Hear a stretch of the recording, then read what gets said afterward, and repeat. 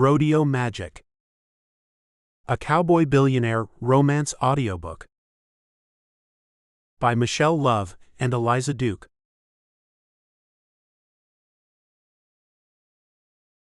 Chapter 1. Billy Lands leaned forward intently, eyes fixed on the rodeo grounds as he addressed his granddaughter, Lauren, sitting beside him. The most entertaining clown we studied in rodeo clown school was a man named Rasmussen. His act included singing, dancing, jokes, and pantomimes. He did the moonwalk while wearing cleats. He sang his own version of Kid Rock's all summer long. He also did some Elvis and even Lady Gaga. Now, he was an inspiration. Not that far from where they sat, a snorting bull bellowed his rage as a tall, slim, dark and handsome cowboy slid onto the broad back of the black behemoth. He wrapped his gloved hand securely around the rope tied securely around the bull's chest. "That rider's one of the best," Billy commented. "But he's come up real fast in the field. Doesn't have as much experience as half the men out there today. This could get ugly real fast. Better hope those clowns are on their toes." Watching the show from the stands, 19-year-old blonde, green-eyed Lauren couldn't take her eyes off what seemed to be an accident about to happen. What drives a man to take his life into his hands like that, she wondered not for the first time. Those in the stands, who took note of the young girl and her grizzled old grandfather, could have easily taken her for a cheerleader or a rodeo groupie. In reality, Lauren had absolutely no interest in rodeos.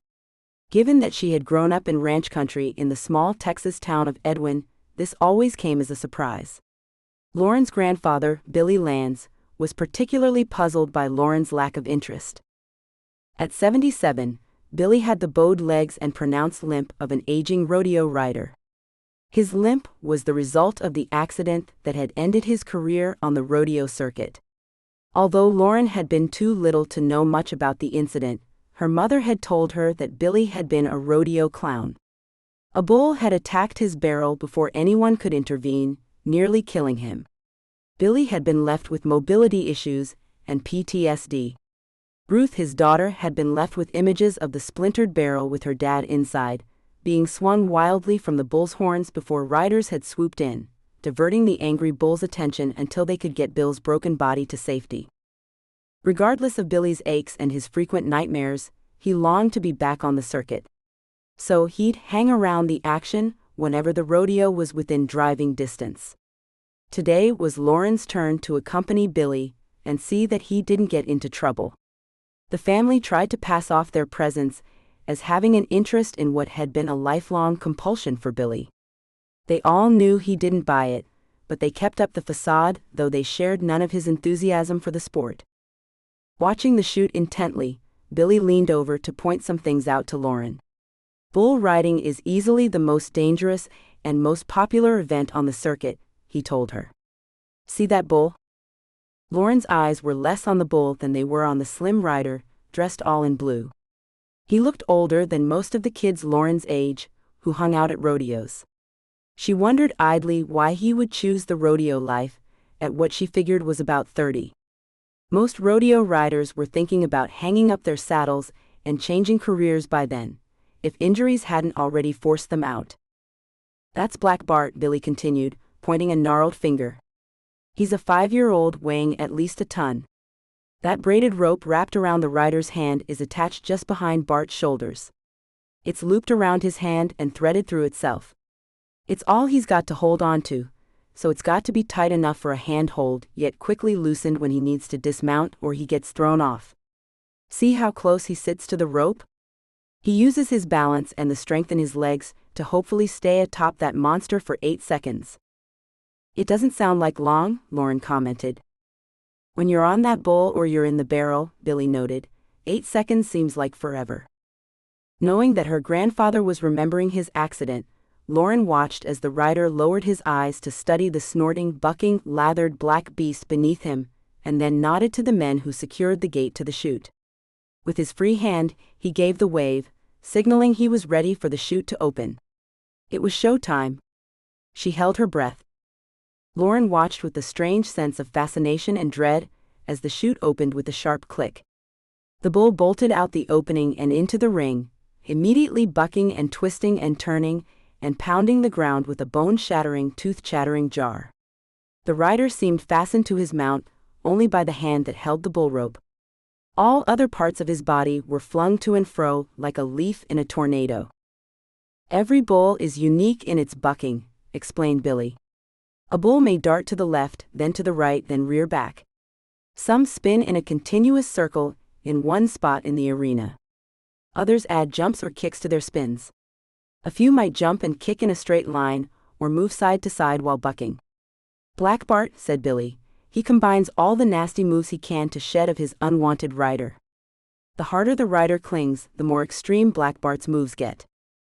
Lauren's eyes remained glued to the man who, impossibly, remained on top of the enraged animal as it redoubled its efforts, and the clock counted down.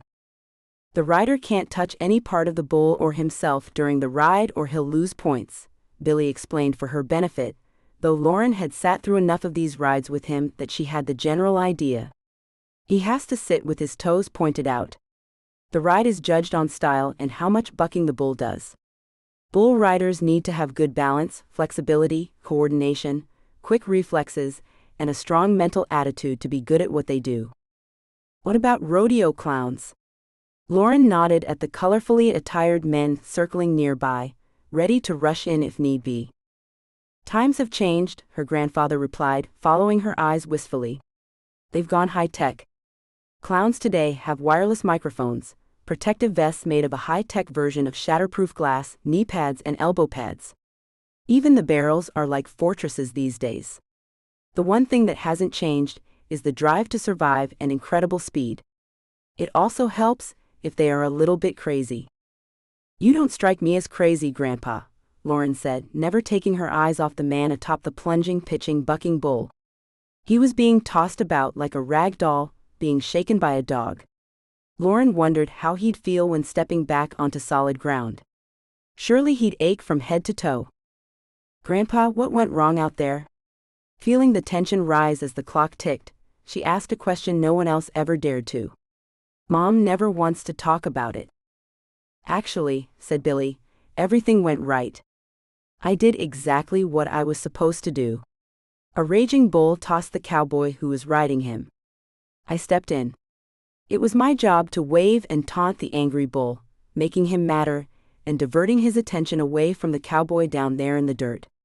I became a more interesting target for the bull. When he started heading my way, I jumped into the barrel.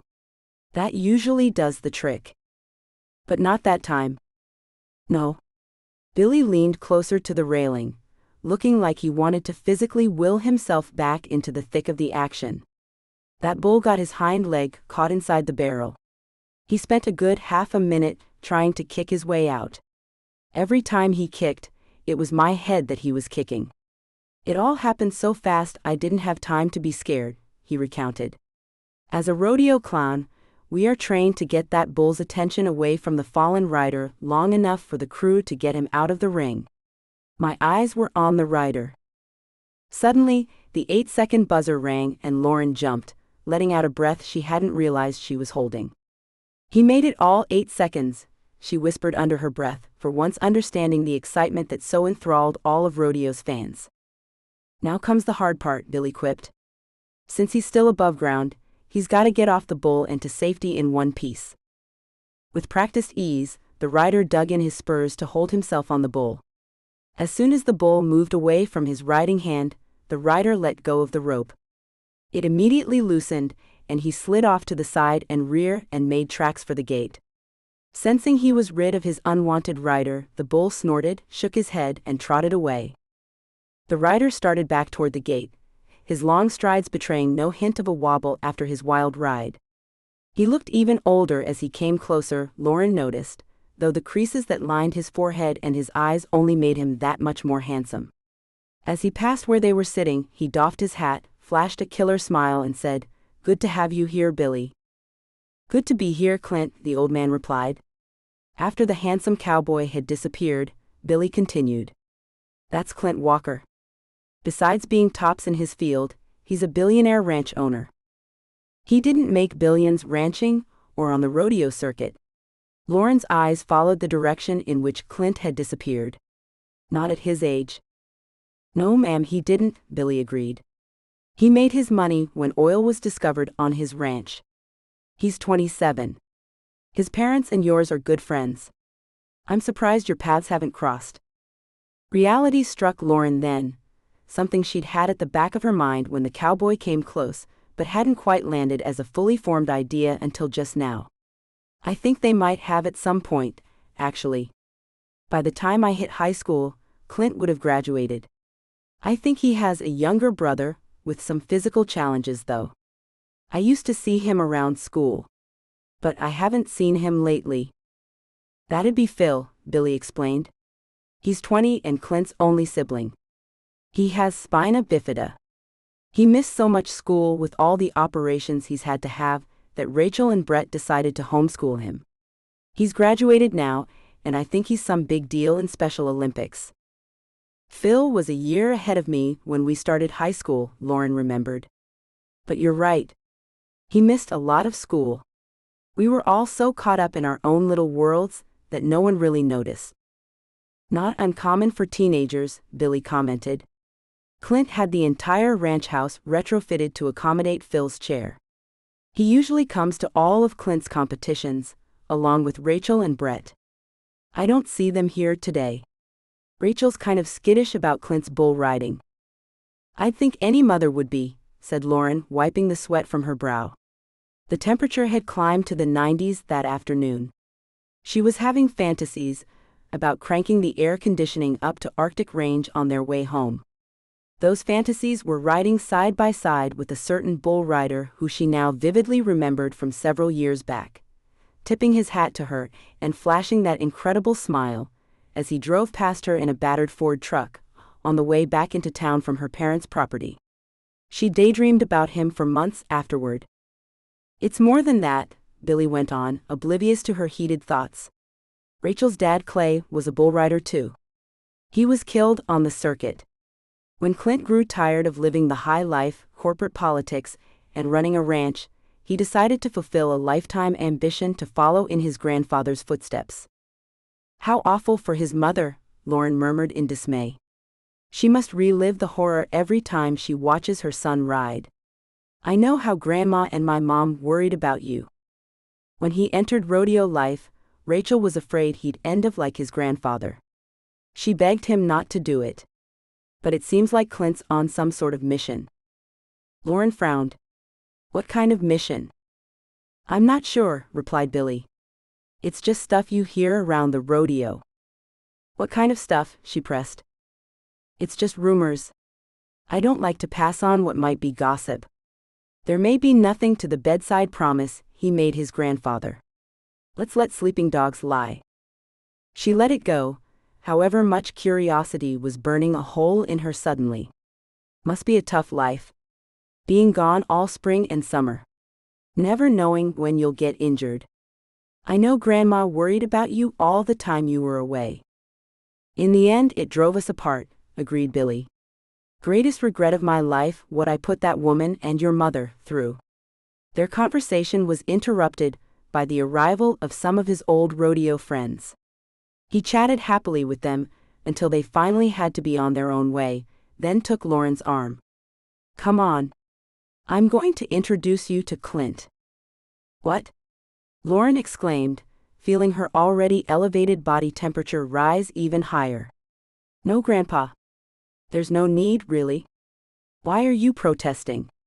Something wrong with your head? Nonsense, said Billy. It's not every day I get to show off my beautiful, bright granddaughter. Her protests trailed off as he towed her along through the dust, her excitement and nervousness mounting with each step. Then they turned a corner and there he was, Clint Walker, all solid muscle and lean, taut power packed into tight jeans and an unfortunately loose-fitting tee, as he hauled his gear upwards into his pickup truck. Lauren didn't fail to notice the way his muscles stretched and bulged with each practice movement. Clint, called Billy.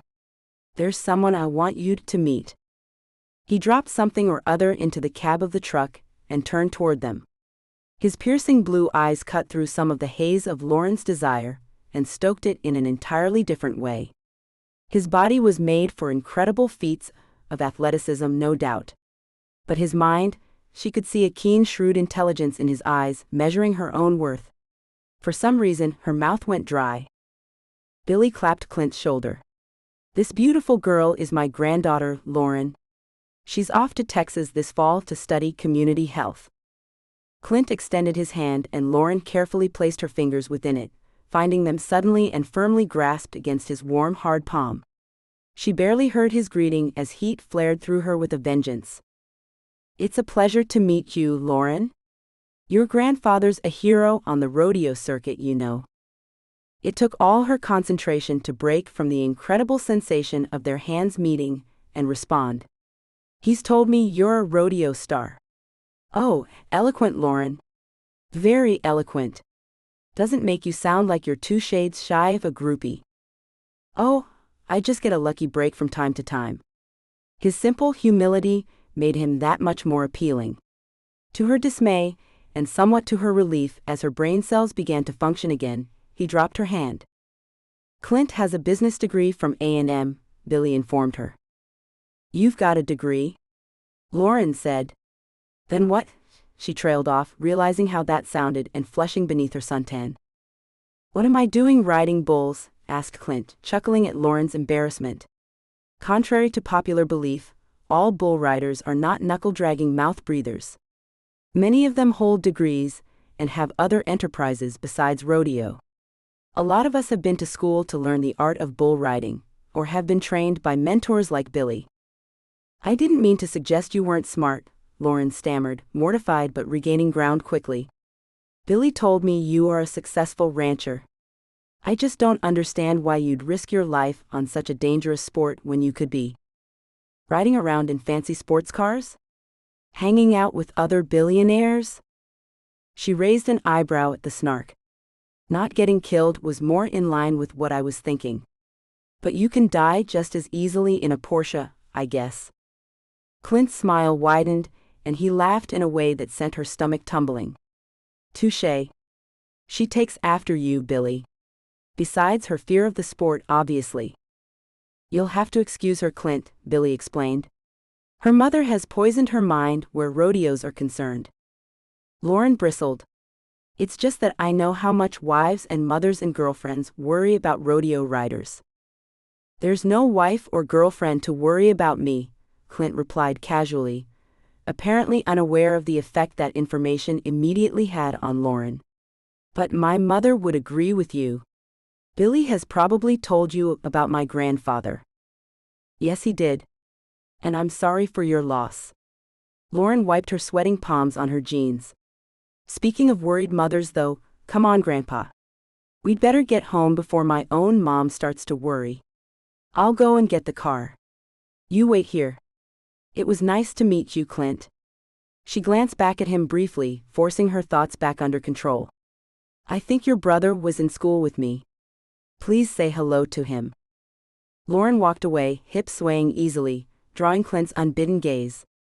Aware that Billy was watching him, Clint dragged his eyes away. "Down, cowboy. She's great, Billy. You must be very proud." "Yes, I am, young man," replied Billy. "And don't go getting any funny ideas about her. That girl is going off to school, and she's going to have a career." Clint leaned against his truck, the metal not yet quite superheated by the sun but on its way quickly. "And why would I be any threat to her plans?" Billy snorted. "I saw the way the two of you looked at one another. I was young once. You stay the hell away from that girl. I don't want you putting ideas into her head." "Then why did you introduce us?" Clint inquired. "You know she's beautiful. You weren't clueless about the effect someone that beautiful, with that sense of humor and obvious brains, was going to have on me." In spite of himself, the ruffled rodeo clown grinned. "Flattery'll get you nowhere when it comes to my granddaughter, young man. Just stay away from her. She's got no room in her life for rodeos and worries and skeletons in the closet." With a wave, Billy hobbled toward the approaching car. Clint doffed his hat and gave Lauren a big smile. "See you around, Lauren," he said. "I hope our paths cross again soon." Maybe you could bring Billy to the rodeo in Laredo next week? Billy glared at him as the car pulled away.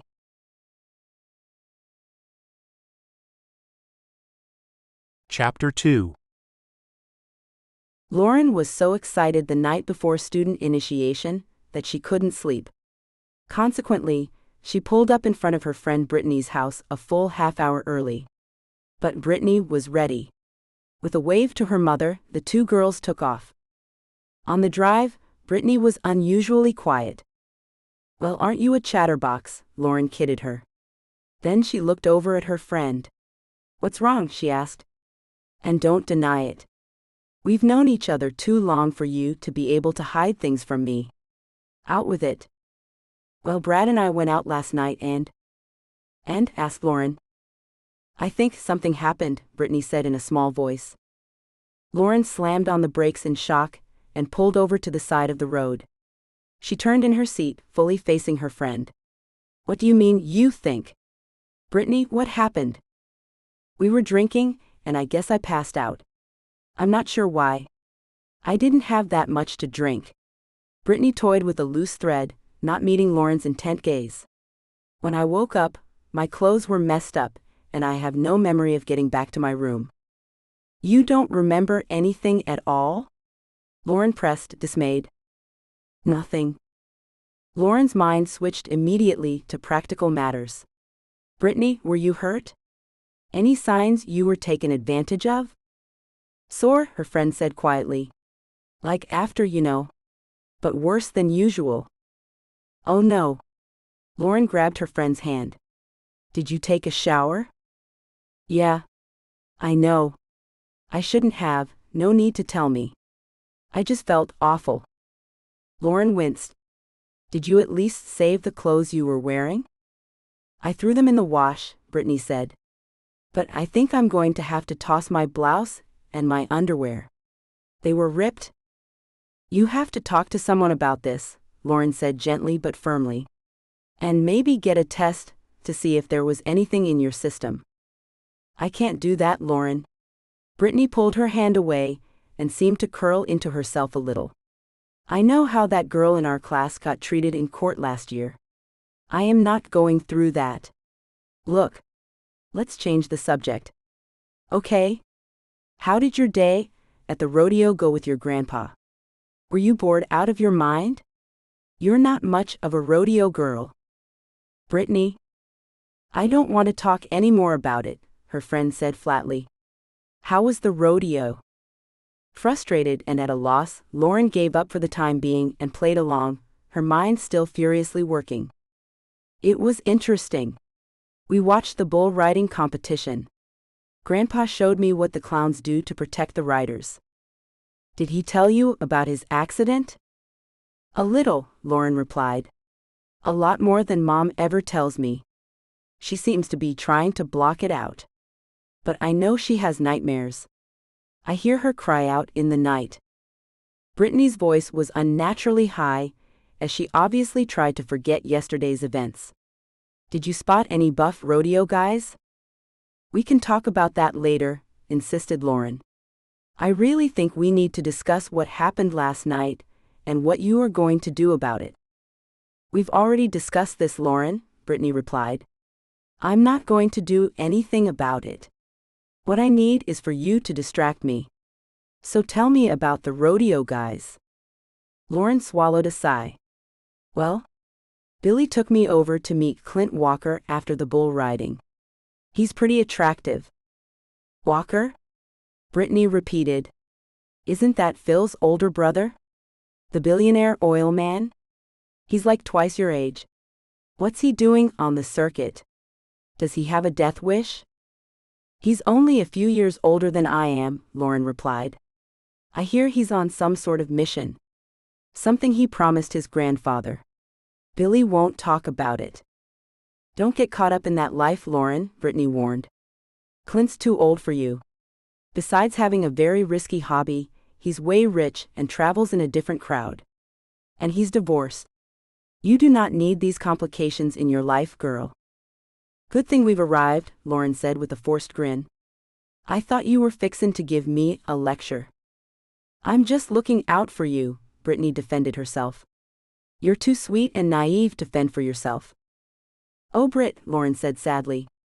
Do you even hear what you're saying? They got out and walked in awkward silence toward a guy and a girl who were obviously waiting for them. Hi, Lauren greeted them. Are you Sadie?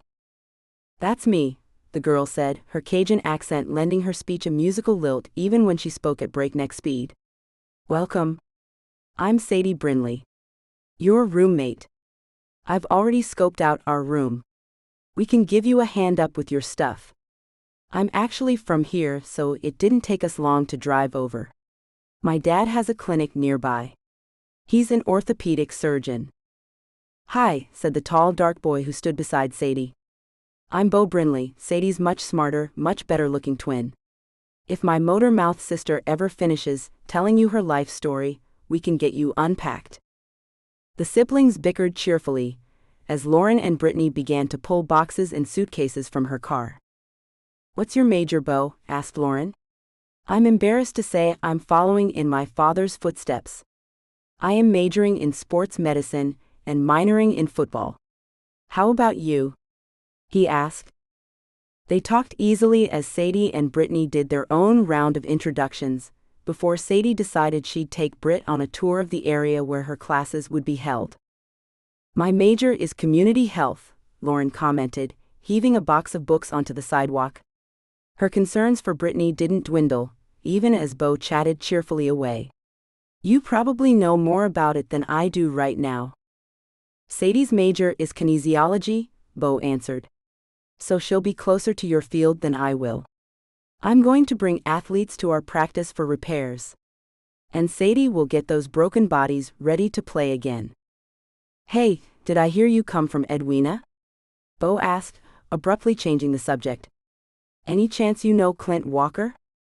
The mention of Clint's name almost made Lauren blush until she marshaled her hormones. As a matter of fact, I do.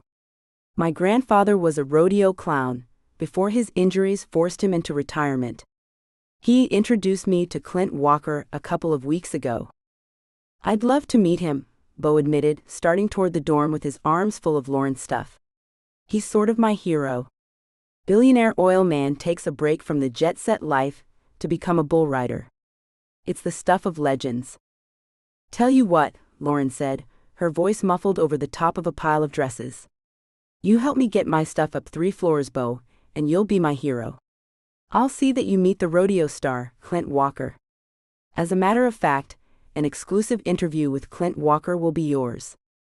Done deal, Beau agreed enthusiastically, trekking up the long flight of stairs, since this dorm had weirdly never had an elevator installed. Later, over lunch in the cafeteria, Brittany and Lauren discussed what they had discovered on their respective tours. So what did you think? Brittany asked. The facilities are state-of-the-art, Lauren commented. Government recruiters, private health agencies, clinics, and non-profit organizations all recruit graduates of the program here. What did you like best? I like the idea of electives, Lauren said. They let you tailor your program to emphasize the skills you are going to need for the area where you want to work. The on-the-job experience in internships sounds like a good idea too, Brittany added, pushing lettuce around her plate. Usually, she had a big appetite. Lauren had no questions about why she was suddenly not hungry.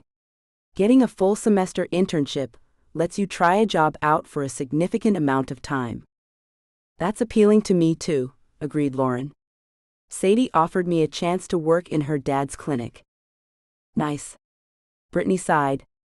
What a good roommate match that turned out to be. A ready-made internship and a hunk to tote your stuff and be your good-looking escort to college functions. Actually, Beau is more interested in meeting Clint Walker than being my +1, Lauren said dryly. Not from the way I saw him eyeing you up, Brittany retorted. So tell me about your own program, Lauren said, deftly changing the topic. I like the idea of being able to restore rangelands and forests, answered Brittany. Anything in natural resources and ecosystem ecology just appeals to me. Plus, I like the glazed look people get because they have no idea what I am talking about. Your program and mine aren't so very far apart, Lauren noted. I heal humans who depend upon healthy ecosystems that you heal. My group looks for ways to heal damaged systems, and so does yours, Brittany agreed. Now if only Lauren could find a way to get through to her damaged friend about seeking help. Chapter 3. Lauren, said her mother, would you make a salad to go with this pot roast? Sure, Mom, said Lauren, opening the fridge and digging for a bag of lettuce and other assorted veggies. I don't know how you do it. You've worked all day, but you still manage a meal most of us wouldn't be able to pull off for a Sunday dinner when we've had all day to work on it. I'm exhausted and all I did was sit. You have to remember, dear, said Ruth, I live where I work. My job allows me to sneak away and throw some meat and vegetables into the oven. When I was a surgical nurse, things were different. But enough about me, though. Tell me about your campus tour. It was great, Mom. I met my roommate and her twin brother. They are from Louisiana and both in healthcare programs. How about Brittany? Asked Ruth. Is she excited about college too? The mention of Brittany's name brought that issue sharply back into focus. Mom? I need to tell you something in strict confidence. The steady sound of her knife chopping carrots was for a moment the only noise in the kitchen. You know you never have to ask, honey. What's going on? Her mother asked, concerned. Brittany and the guy she's been seeing went out for drinks the other night and she blacked out. Oh no. Ruth set down the oven mitts she'd been about to use. How much did she have? She says only one drink. But when she woke up, she was in her bed, her clothes were out of place, and her underwear was damaged. Ruth's expression turned grave. Did she see a doctor? Talk to anyone? Keep the clothes? I asked all of that, Lauren replied. But Brittany took a shower and did laundry before thinking it through. She doesn't know exactly what happened, and after watching what Linda went through in court last year, even though Linda was certain, Brittany doesn't feel she can go through that. Silence returned to the kitchen, broken only by the soft rhythm of the knife against the cutting board. Finally, Ruth spoke. I can't say I blame her. Brittany's always been level-headed. It's one of the things I admire about her. Mom? Lauren's voice rose in disbelief. You don't think she should do anything? I didn't say that, her mother replied gently. But if she's made up her mind not to report it, because of what she saw happen to Linda, you can't force her. Right now, the most helpful thing you can do is be there for her. That might mean more than you realize. But what if she's pregnant? Lauren asked, her voice catching. She didn't even get tested. Don't jump the gun. If that happens, Brittany will deal with it and you'll help her, somehow. Ruth shook her head and took the carrots from Lauren's cutting board, dumping them in a big bowl. How awful. I wish there was something I could do. Grandpa told me a little about his accident, Lauren told her mother, knowing they both needed at least a temporary change of subject. Ruth paled. Well, that's a time I don't ever want to relive. We thought we'd lost him. He introduced me to Clint Walker, Lauren added, pleased when she didn't flush even a little bit. Ruth's eyes widened. Now there's a man as crazy as my father. He's a billionaire, and instead of enjoying his wealth and staying home to look after the business, he's gone off on some stupid adventure that may well get him killed. He said his mother isn't taking it very well, Lauren admitted. And why would she? Demanded Ruth, her usually soft voice aggressive. That life made Rachel fatherless. Clint has a lot of responsibilities. Both his parents depend on the ranch for their livelihood. Sure. His dad is running it. But he's getting on in years for that kind of lifestyle too, and he's got a lot of worries too. Grandpa mentioned that Clint has paid for healthcare and renovations to the house for his brother Phil. There you go, Ruth noted. If anything were to happen to Clint, the entire family would be in a predicament. And yet he has selfishly gone off on this crackpot rodeo idea. I'm guessing Clint has left provisions in his will to provide for his family if something ever does happen to him. The thought left Lauren feeling weirdly hollow. Grandpa also mentioned that he was fulfilling a promise he'd made to his grandpa. Oh, Billy Lance would say that. Ruth exclaimed irritably. Leave it to my father to put a noble twist on a harebrained scheme. Time for another subject change, apparently. Did you know he has an MBA? Ruth's eyebrows rose knowingly. Don't you go getting any romantic ideas about that man, she cautioned. He's divorced. Rumor has it there's a child involved, and besides, Clint's too old for you. He's not that much older than I am, Mom, Lauren pointed out. Besides, all the boys my age are so immature. I felt a connection when we were talking. Like he understood me. Honey. Ruth shook her head. Don't? You have a better head on your shoulders than this. Lauren, you're about to go off to college. You'll meet lots of eligible men who don't have baggage. Don't tie yourself down. Enjoy your college years. You mean like you did, Mom? Lauren asked archly, chopping cucumbers a little harder than she needed to, so a few slices skittered off the board and onto the floor. You met Daddy in your first anatomy class, and that was it. Remember? That was different, Ruth argued, scooping up the runaway veggies and tossing them into the trash. He didn't come with a lot of problems. I knew he was the one. He came with an impossible family and a staggering student loan that took the two of you a decade to pay off. Maybe Clint is the one, Lauren countered, adding cucumbers to the salad mix and reaching for some bacon bits and parmesan. How will I know if I don't get to know him better? I don't know what my father was thinking introducing you to that man, Ruth muttered. Yes, I do. He wasn't thinking.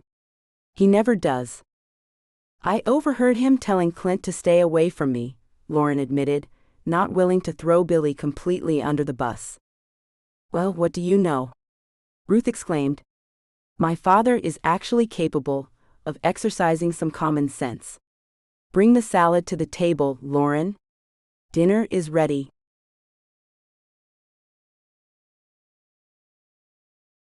Chapter 4. Beau Bramble, Clint's foreman, felt every one of his 55 years today. He wasn't sure whether it was because he took up the slack whenever Clint was gone, or whether he just plain had enough of the hard life as a ranch hand. He sighed as he hung up his saddle and gave his horse a final rub down. When Clint had approached him with the rodeo circuit plan, Beau had reservations. He knew Clint's parents, especially Rachel, would not be pleased. Still, Beau had little choice. After all, he owed Clint his life and his loyalty. Hadn't Clint stepped up when Marissa Walker, the love of his life, got pregnant? Penniless, old, used up and confused, Beau knew he was no fit husband for the beautiful ebony-skinned runway model. Beau was a realist. That prince and the pauper stuff happened only in fairy tales. Old rough cowpokes did not marry rich, gorgeous cosmopolitan women and live happily ever after. Clint gave Marissa the two things she needed: a young, successful husband and a worthy father for her baby. No one, not even Clint's parents, suspected Chrissy wasn't Clint's child. She was the spitting image of her mother.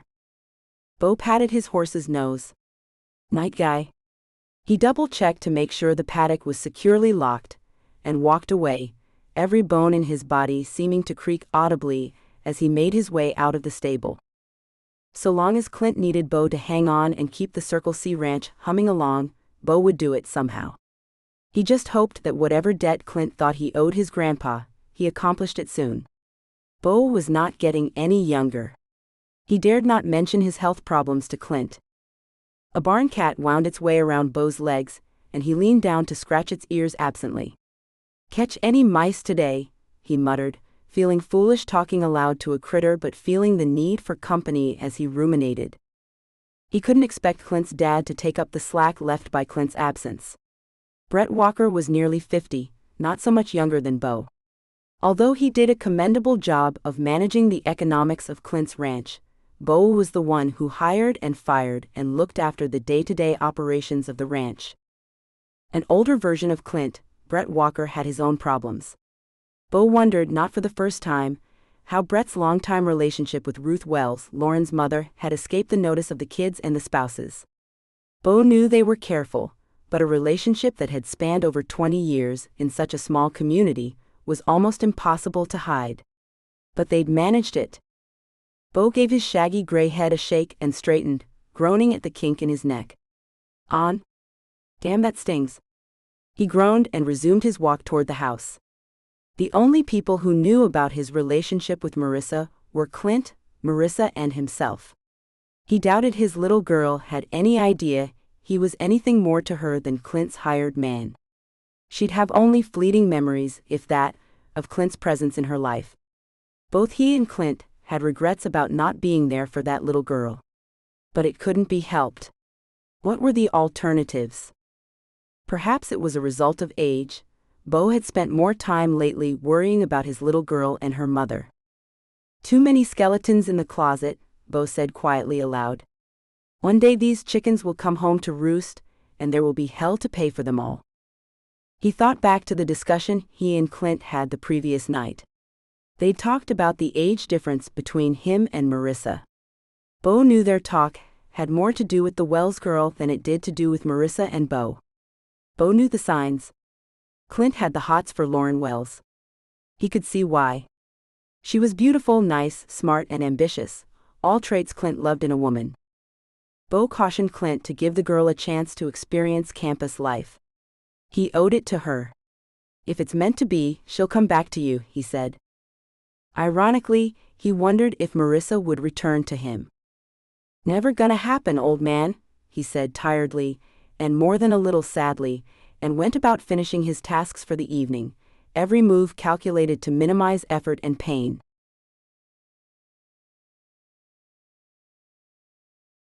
Chapter 5. Clint leaned over the railing in front of him, never taking his eyes off the basketball court. It was the last day of the 47th Annual Special Olympics, Texas Summer Games, at University of Texas in Arlington. Phil's team and their competitors from Corpus Christi were vying for first place and the chance to go on to the Nationals. The score was tied and there were 2 minutes left. Suddenly, the crowd rose to its feet as one of the players broke away from the crowd and sped down the court. The small wheels on the front of his chair sparkled red and green as he darted for an open space. With a quick pivot, he aimed at the basket and threw a perfect layup shot. The ball dropped through the hoop as the buzzer sounded. Phil! Phil! Phil! The crowd shouted. Out on the court there was much backslapping. Clint watched with a big smile as his brother high-fived his teammates. Clint could not get over the enormity of the competition. More than 2,800 athletes with intellectual and/or physical disabilities had competed that week. More than 300 fundraising events supported the 4-day competition, which saw challenged athletes from 17 regions across Texas come together. The athletes participated in track and field, cycling, soccer, tennis, and gymnastics, as well as basketball. Organizers had said in their opening speeches that Special Olympics Texas Summer Games gave them a chance to bring out the best in people and for athletes to gain another perspective on the world. Clint knew what they meant. After his first competition, Phil had greater confidence. People in his hometown looked at him differently. They no longer saw the chair, but rather the youth in the chair. New worlds had opened to Phil. Speaking of his brother, he'd apparently finished with the celebrations and was now waiting impatiently a few feet away. Sometime this century, bro. Hey, little brother, Clint grinned and nodded at the woman who had kindly brought Phil over, before stepping behind the chair and starting to wheel him off the court. You looked good out there. It's the new chair, Phil said modestly. It practically shoots those baskets for me. It's an awesome chair, Clint. Thanks again for getting it for me. You're welcome, little bro, Clint said. You deserve it. You wore your old basketball chair out. How about grabbing a bite to eat? I'm so hungry I could eat a horse, Phil confessed. I was too nervous to eat before the game. I think we can do better than a horse, Clint said. Mom and Dad are waiting for us at the steakhouse. Seriously? Phil told Clint on the way over to the restaurant. I know how lucky I am. I see how the other kids live, while I've got a new chair, and an accessible van, and a house that's been completely renovated so I can go anywhere. I know this would never have happened if it hadn't been for you.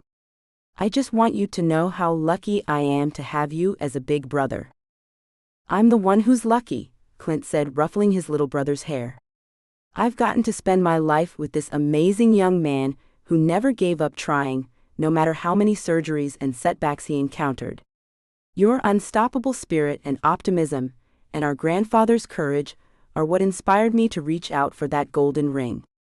Without you two in my life, I'd have settled for what I had and never ventured to try my hand at rodeo riding.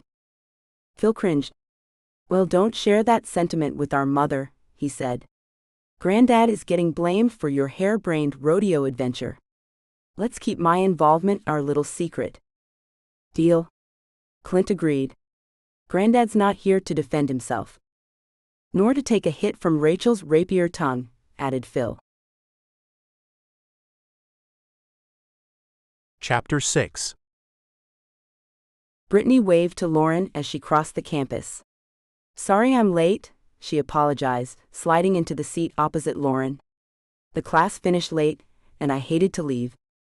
I've already drawn enough attention with my coming in late or not showing up. Lauren gazed with concern at her friend. Her normally shiny hair hung limply around her pinched face. Brittany's usually twinkling eyes were flat.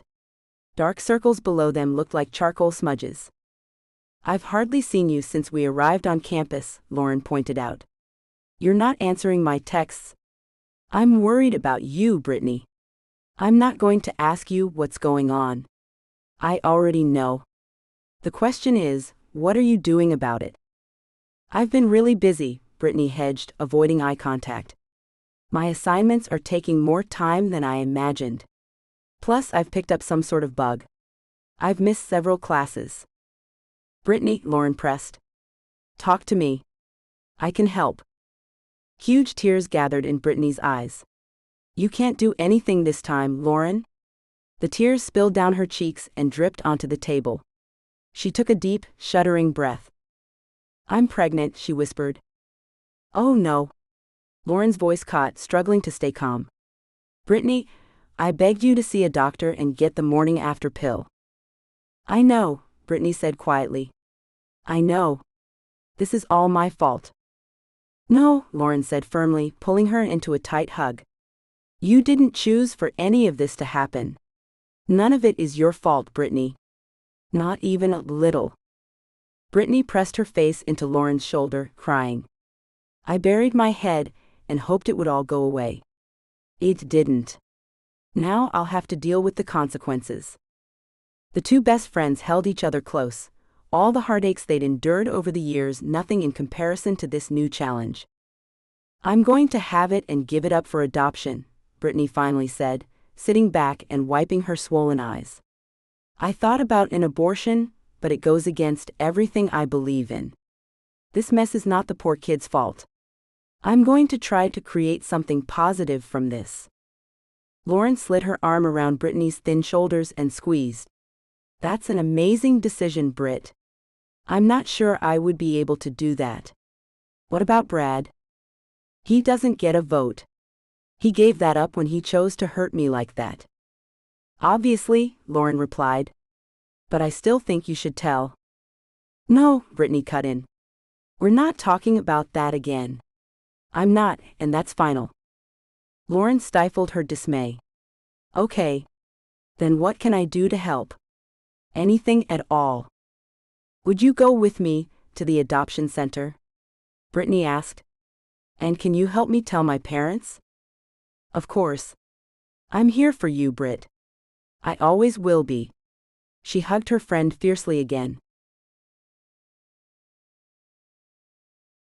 Chapter 7. To say she was excited was as much an understatement as saying Clint was merely handsome. The rodeo star/billionaire was so attractive, it was a miracle his clothes didn't catch on fire, Lauren thought as he walked over to her, that million-watt grin firmly in place. When he texted her, and invited her on a spur-of-the-moment midnight outing, she hadn't hesitated. Her roommate had been sound asleep as Lauren slipped from the dorm and out to the parking lot, still dressed in the same ratty jeans and college tank she'd been wearing as she sat down to study. She would have loved to have changed, but didn't want to wake Sadie. "Hi," Clint greeted her, looking so good in plain worn denim and a battered tee that Lauren smoldered at the sight. "You said you looked gross and needed to change." "You lied." Lauren looked down at herself. "I can do better," she promised. "But you said 10 minutes, and my roommate doesn't sleep very soundly." His smile faltered very slightly, probably at the reminder of her age, and she cursed herself.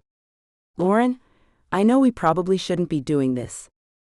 "We're not doing anything yet," she interrupted. "Don't start with the warnings, Clint. I may be young, but I know my own mind. You know why you texted me. Just like I know why I didn't think twice before answering." He nodded seriously, standing there in the middle of the parking lot, and suddenly looking somehow far younger than 27. "I know exactly why I texted you, and why I stole Billy's phone to find your number like a total stalker." "Wow." Lauren grinned hugely. "I think I'm really flattered." Clint shook his head. "I'm serious. I can't get you out of my mind, Lauren. Not since we met.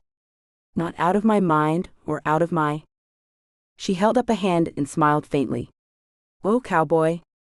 How about you get me in your truck first, and then we'll discuss what I'm in and out of. You're in mine too, by the way. Constantly." She figured there was no point in pulling punches. The chemistry had been there from the first second, and when Clint smiled again and held the door to his truck open for her, brushing her shoulder lightly when she closed it, and she was briefly alone with the scent of old leather, hints of cologne, straw, and who knew what else, she knew exactly what could happen tonight, and she was more than ready for it. He got in on the driver's side and revved up the engine, wincing when country music blared from the radio and hastily turning it down. "Sorry. I was hoping you were blind with attraction, not deafened by it." Lauren laughed and settled more comfortably into the seat, her long legs stretched out in front of her. "So, where are you taking me?" "The fanciest place you've ever been," Clint told her mysteriously. "And it's only a few minutes away. Reservations not required, surprisingly." She frowned, losing some of her confidence quickly. "I'm not dressed for fancy, Clint." "You're plenty fancy," he replied, shooting her a warm look with those incredible eyes. "But trust me, you don't need anything for this place except exactly what you have on." "I do trust you," she replied. "No idea why, though." "You could be." Her mind veered to Brittany and her throat closed up. "What?" Clint asked in concern. "What's wrong, Lauren?" She shook her head. Wow. Can you do me a favor and pull over anywhere? I need some air." He did as she asked, immediately pulling off the shoulder of the road, stopping in the shadow of a gas station a couple 100 yards away.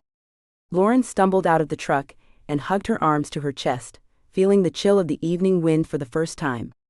When Clint rounded the truck, she jumped a little. "Easy," he said quietly, hands up, palms out. "You're okay, Lauren? Whatever just happened, you're okay." He nodded at the gas station. "I can walk with you over there, if you want to be around a few more people than just me. If that's what you need to feel safe again, I get it." "No," she retorted, her chest tight. "You don't. I have a friend. My best friend. She was attacked not too long ago. I'm not saying you'll do the same, Clint. It just freaked me out suddenly, realizing I don't know the first thing about you." He nodded. "That's cool. I'm really sorry about what happened to your friend. And I'm sorry you're suddenly scared of me. But I'm not really sure what to do here, Lauren.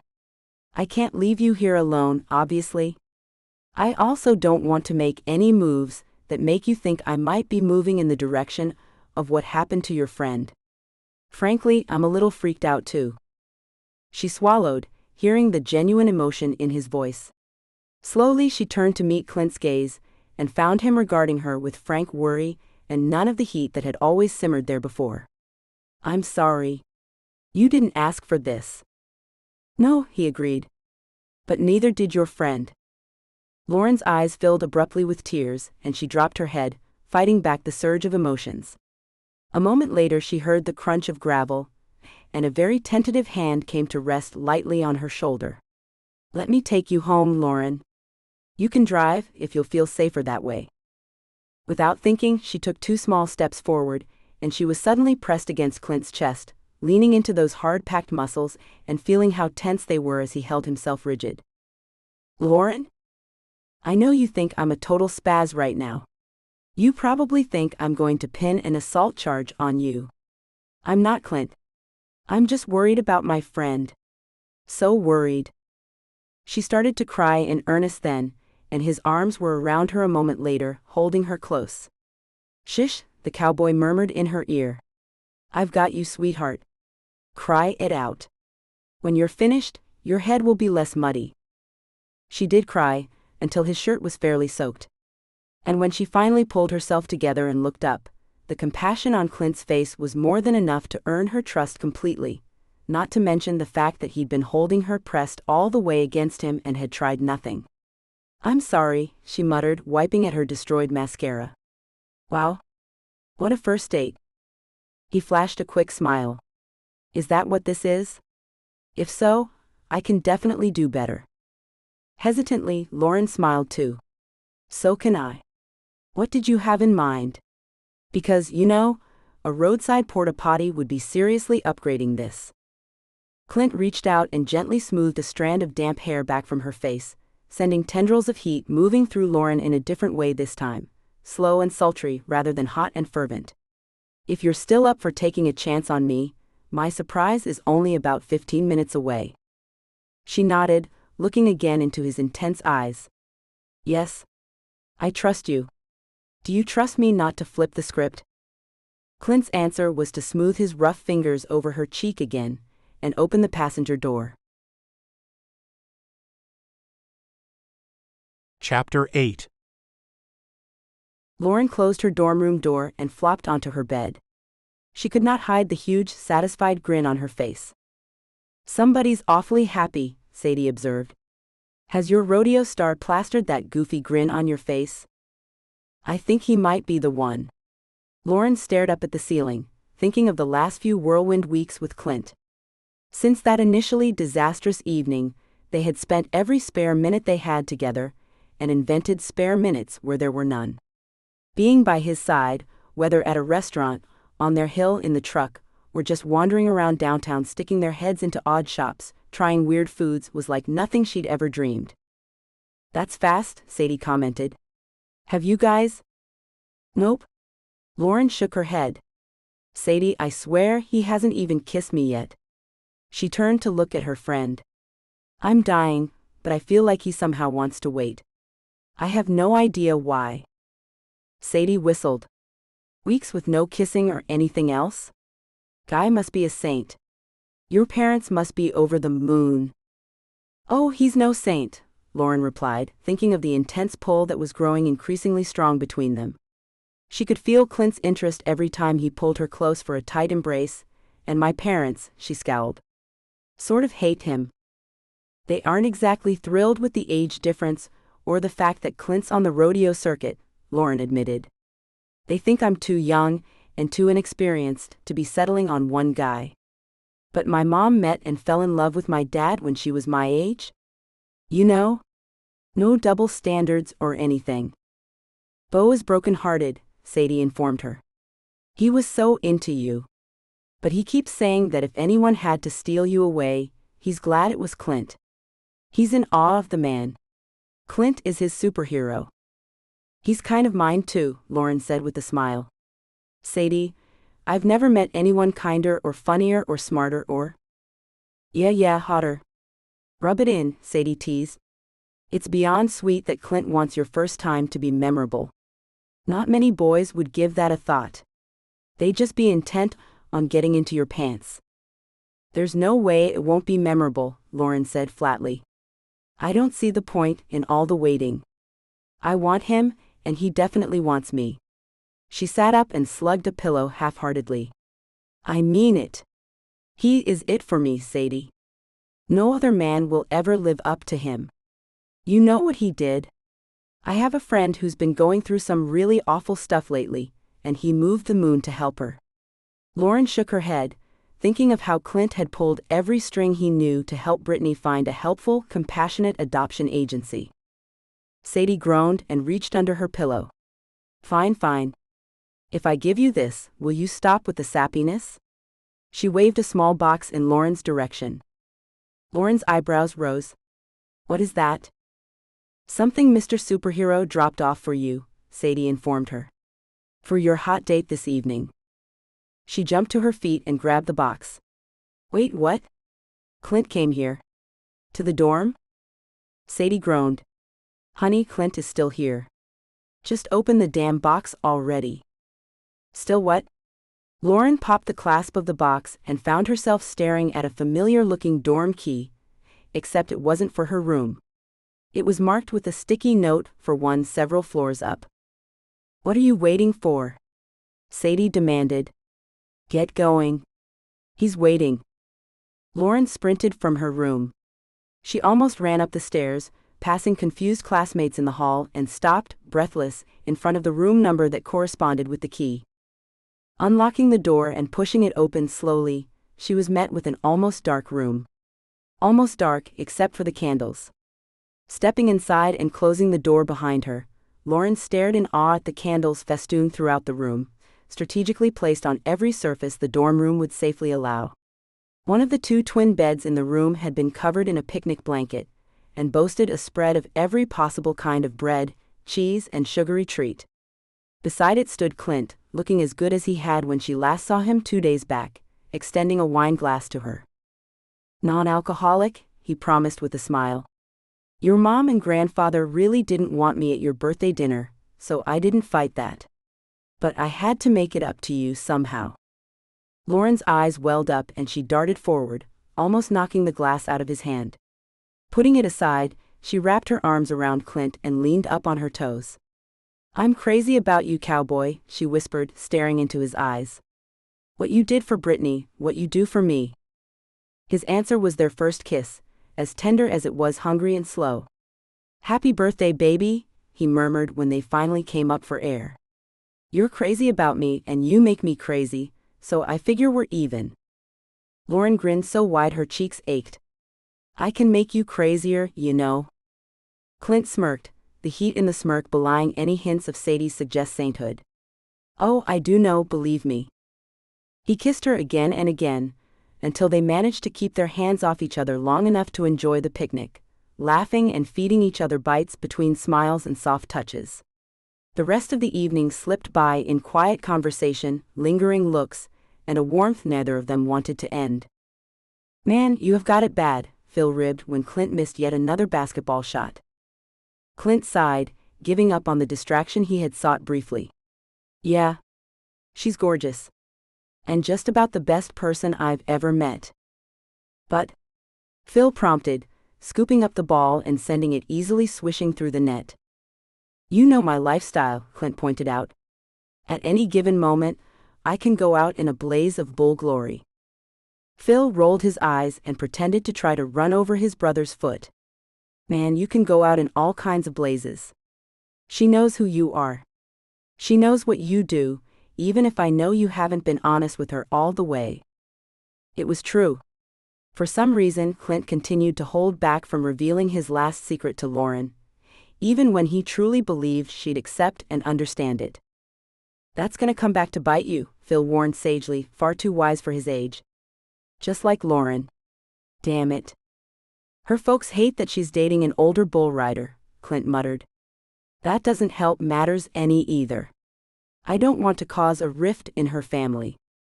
Not your call, brother, Phil replied, spinning the ball on his index finger. She chose you. She's an adult. Her parents aren't always going to like her decisions. But I'm telling you, unless you open up about you-know-who very soon, you're going to lose that lady when she finds out from somebody else. The thought of losing Lauren left Clint so hollow he swore he felt a breeze move straight through him. You're in love with her, Phil informed him, wheeling away off the court since it was obvious they weren't actually going to play. In case you didn't know. Clint stood watching his brother roll away, turning the words over and over in his head. He did know. The fact was, he was fully aware of how much Lauren had come to mean to him. Imagining life without her was an utter impossibility. Clint. The cowboy turned and spotted Billy Lance sitting in the bleachers. Damn, how long had he been sitting there? "Come here," the old man commanded, then continued talking as if he knew Clint would automatically obey. "Yeah, I heard everything you said. Been sittin' here for nigh on an hour. I heard a rumor you and Phil practice at this day of time. Glad the rumor was right. I haven't kept any secrets from you," Clint began defensively, walking over. "I told you right after Lauren and I started dating." "I agree," Billy said dryly. "You haven't kept any secrets from me. But from my granddaughter, on the other hand. I hear there's a little something you're not sharing with the woman whose heart you've completely ensnared." "It's nothing like what you're thinking." Clint sat down beside the old man. "I love Lauren, Billy. Like love. I know you think it's fast.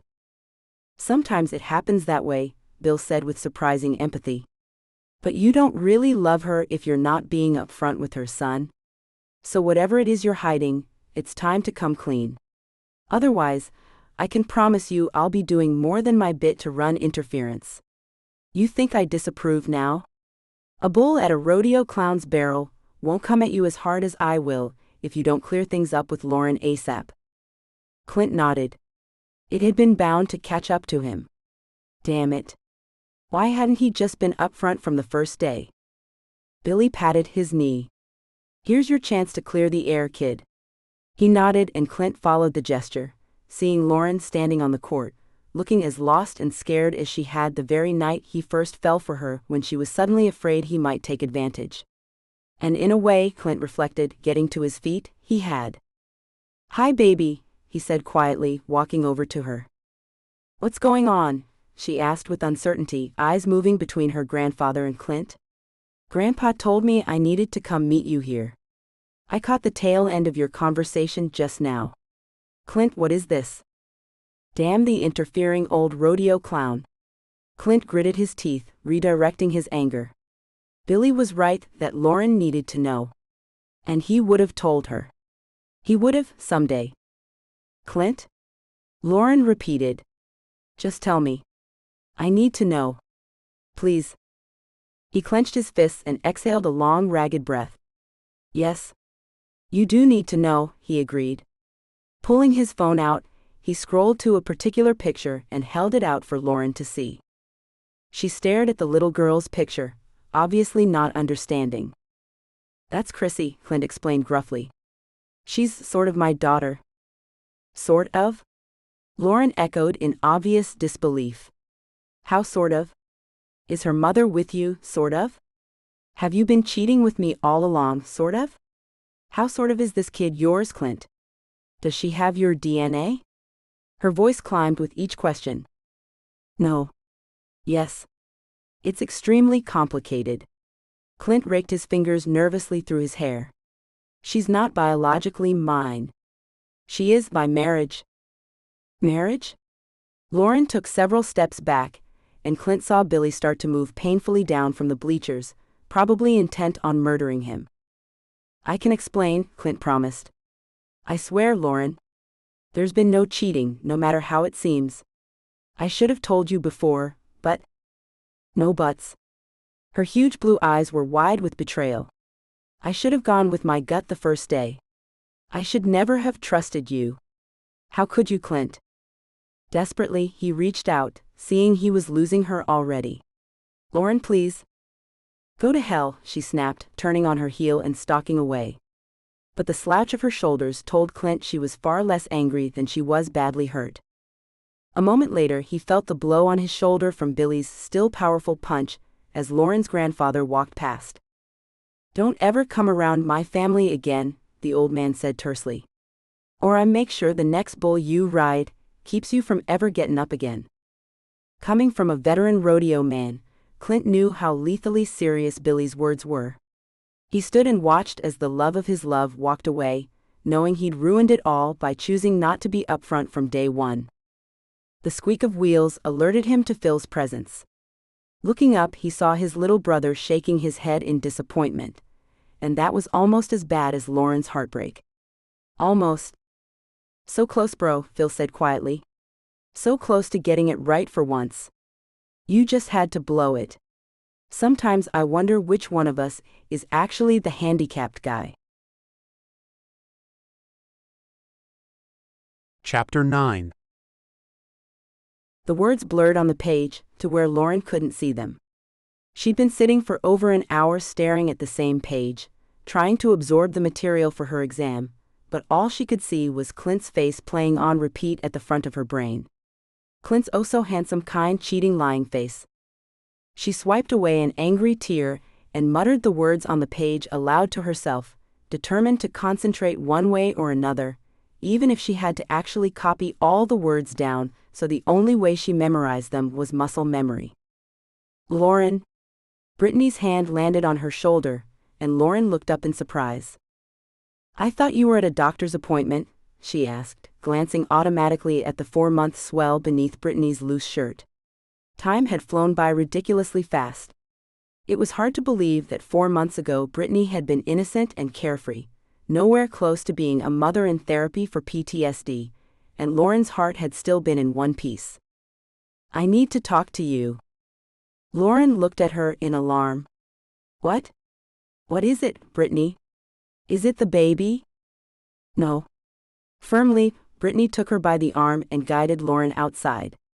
Once they were on the steps, she extended her phone. "I figured you hadn't seen this yet, but you need to." "I'm sorry, honey." "What?" Lauren glanced at the screen and saw that it was a clip of Clint writing. Her heart felt like it had once again been sledgehammered as she took in his handsome countenance and firm jaw. "I don't care," she said flatly, taking a step back. "Whatever he scored, it makes no difference to me." "You need to see this," Brittany repeated, pressing play and holding the phone up for Lauren to see. A moment later, Lauren watched as, coming out of the chute, the bull black beast seemed to explode, writhing, leaping and pounding down only to leap again.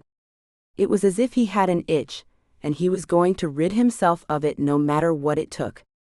Before Lauren's eyes, Clint tossed to and fro, up and down, his body slewing about, stretched as far as it could on the one hand that grasped the belt around the bull's shoulder.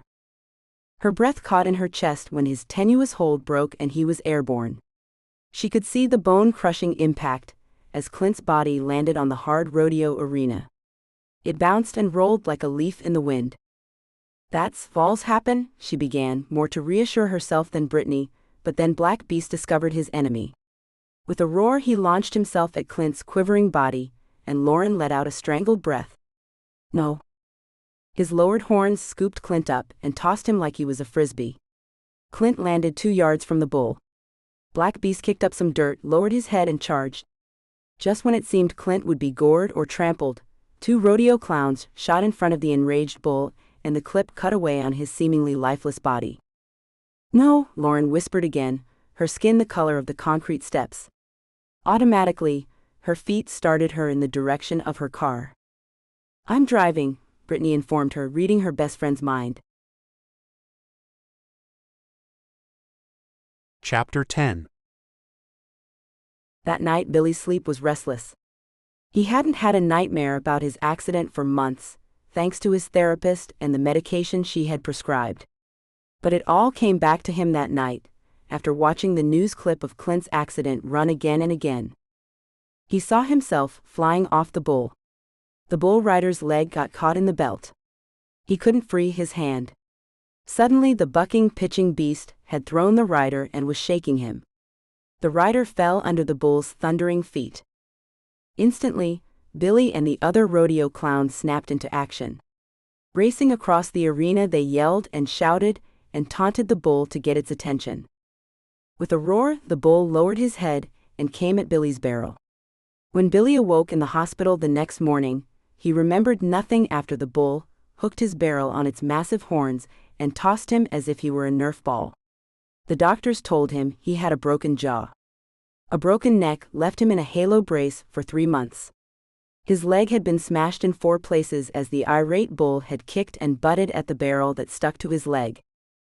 By the time he was able to hobble about, after months of physiotherapy and 5 operations to pin his leg back together, Billy was forced to face the fact that he'd never be a rodeo clown again. He didn't have the speed or agility anymore. More frightening was the fact that the mere thought of having a bull stare him down left him paralyzed with fear. The accident replayed in his brain like the loop of a horror film clip. It was months before he stopped reliving the accident over and over. He'd hear the bull roaring like a speeding train, smell the rusty smell of his own blood, and taste the dust of the track until his mind went black. Each morning, he'd fall out of bed more exhausted than he'd fallen into it. He avoided sleep because he knew the nightmares would return. His haunted dreams would start with the bull's hot breath on his face. Billy took to drinking to dull the pain and block the memories. His wife, unable to take the trauma and the drunkenness, left him and moved back home to Houston, taking Rachel with her. It was Clint who'd finally broken Billy's spiral downward into sure destruction, encouraging him to teach his art to prospective rodeo clowns. The job gave him a purpose, a reason to stay sober, a reason to get up in the morning. Now it was time for Billy to return the favor, he realized as he lay in bed, drenched in sweat from the memories. Until Clint didn't need him anymore, he'd stick to him like a burr in his saddle, whether Clint wanted him there or not. He owed that to Clint, and he owed it to the memory of Clint's grandfather. It didn't matter how much the kid had pissed him off about Lauren. He was young and stupid. Who hadn't been? With that thought firmly in mind, Billy finally managed to get some shut-eye. Chapter 11. The flight to Cheyenne, where Clint was hospitalized, was hell. Lauren wished she could have paced the aisle of the plane.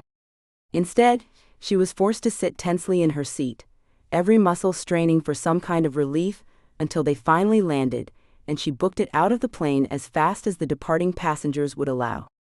Brittany was barely able to keep her from bowling people flat out of the way. They raced to the hospital, and Lauren took the stairs 2 at a time. Stopping at the hospital room, she experienced a surge of fear so strong it nearly paralyzed her, before she stepped over the threshold and approached Clint's side. "Oh my," she whispered, her hand flying to her mouth in horror at the sight of this handsome, charismatic, vibrant man, her handsome, charismatic man, however much he had broken her heart, lying still and silent, a mere shell of his former powerful self. His ready smile was blocked by an oxygen mask. His head was in a halo structure. One leg was raised and covered in a thigh-to-ankle cast. He was on a board to keep his spine stable. Tubes fed him and took waste away. Machines beeped and sent colored blips across the screen. Lauren took a deep breath. "Buck up," she told herself. "You're going to major in healthcare, so act like it." "But I won't love my patients like him," another voice, a treacherous one, reminded her. Because God help her, she did love this man so much it ached. Taking a step forward, she very lightly kissed Clint's pale cheek, being careful not to dislodge any of the equipment to which he was attached. "You foolish man. Don't you dare die," she whispered fiercely. "Don't you dare break my heart twice, Clint Walker. I don't know whether it was the illicit substances or not, but your face was the first thing I saw when I regained consciousness," he whispered. "Gosh. I've missed you." "I love you, you idiot," she said, a tear rolling down her cheek. "Don't you ever scare me like that again." "I scared myself a little," Clint admitted. "Then you're through with this crazy rodeo plan?" Lauren asked. "I wish I could say I was," Clint said. "But I made a promise to my granddad and to a little girl out there somewhere. My mission is not yet over." "Sorry, babe. I'd be lying if I told you it was." Chapter 12. When Clint arrived at the rehab facility 3 weeks later, he was hardly the invalid Lauren had encountered when she arrived at the hospital. But neither was he the hard-bodied cowboy they had watched at the rodeo either. His face had lost its tan. The pain he'd endured had etched new wrinkles around his eyes. There at the facility, he met his match. He was assigned slim, fit, unsmiling Noelle Dean's caseload. The 45-year-old physiotherapist had worked with veterans struggling to live with physical challenges resulting from the wars they had fought for their county. Noelle wasted no time telling Clint his injuries had been caused not by something noble, but by this own stupidity. She won Rachel's heart from the moment she entered the room. Noelle was not one to consider any challenge a lost cause. She was committed to getting Clint as fully functional as possible, then send him on his way home to continue his rehab. For those goals alone, Clint was willing to follow her to hell and back. Little did he know that phrase would be an accurate description of his time with her. Noelle believed in taking no prisoners and never saying die. Although Clint spent many hours cursing the woman, he knew exactly why she was doing what she was doing. Noelle, crusty and abrupt, was also an excellent listener. By the time Clint's 12 weeks of rehab were up, Noelle was privy to Clint's worries and secrets. Clint was exhausted every night from the rigorous routine Noelle had mapped out for him, so he was relieved when she announced she had done all she could. The rest was up to Clint himself and his personal care worker. He was going home. He could hardly believe it. If Clint had expected things to get easier, he hadn't reckoned the iron will of his personal care worker, Ivan Nast. Noelle had coached the 29-year-old Jamaican. Ivan was always polite, respectful, and soft-spoken. Yet, he allowed no excuses for skipping their daily regimen. Anything he thought Clint could do for himself quickly became Clint's responsibility. Clint soon learned that Ivan had his own issues. Bruno, his brother who was still in Jamaica, was gay. He was the object of bullying and violence on the island. Ivan was working to get Bruno out of Jamaica before he got killed. Every spare cent was devoted to this goal. Clint vowed he'd help Ivan make this happen as soon as possible, and felt good about his ability to still contribute to the world, despite feeling like his body was broken. Chapter 13. Clint's homecoming was strained. His family knew he needed to devote all his strength to his rehab. Exhausted and frustrated, Clint was frequently short-tempered and rude to those around him. On more than one occasion, Lauren cut her weekend visits short because Clint was abrupt and nasty. On one particularly stressful day, Rachel popped her head in the door to announce that Clint had company. She didn't stay to explain, because she didn't want to be told to send them away. When the tall, willowy, incredibly beautiful black woman strutted into the room, followed by a lighter-skinned woman and a small child, Ivan's jaw dropped to the ground. The 26-year-old runway model looked Ivan straight in the eye and said, "Hello. I'm Marissa Walker. I'm 26 and I'm Clint's ex-wife. This is my daughter, Chrissy." Then she turned her attention to Clint and said, "Your mother thought you could use an attitude adjustment. She said Chrissy and I might be able to accomplish that. Aren't you going to say anything, Clint?" Clint couldn't take his eyes off the beautiful child. Regardless of her genetics, the girl was the spitting image of her mother. "Let me catch you up since you seem tongue-tied.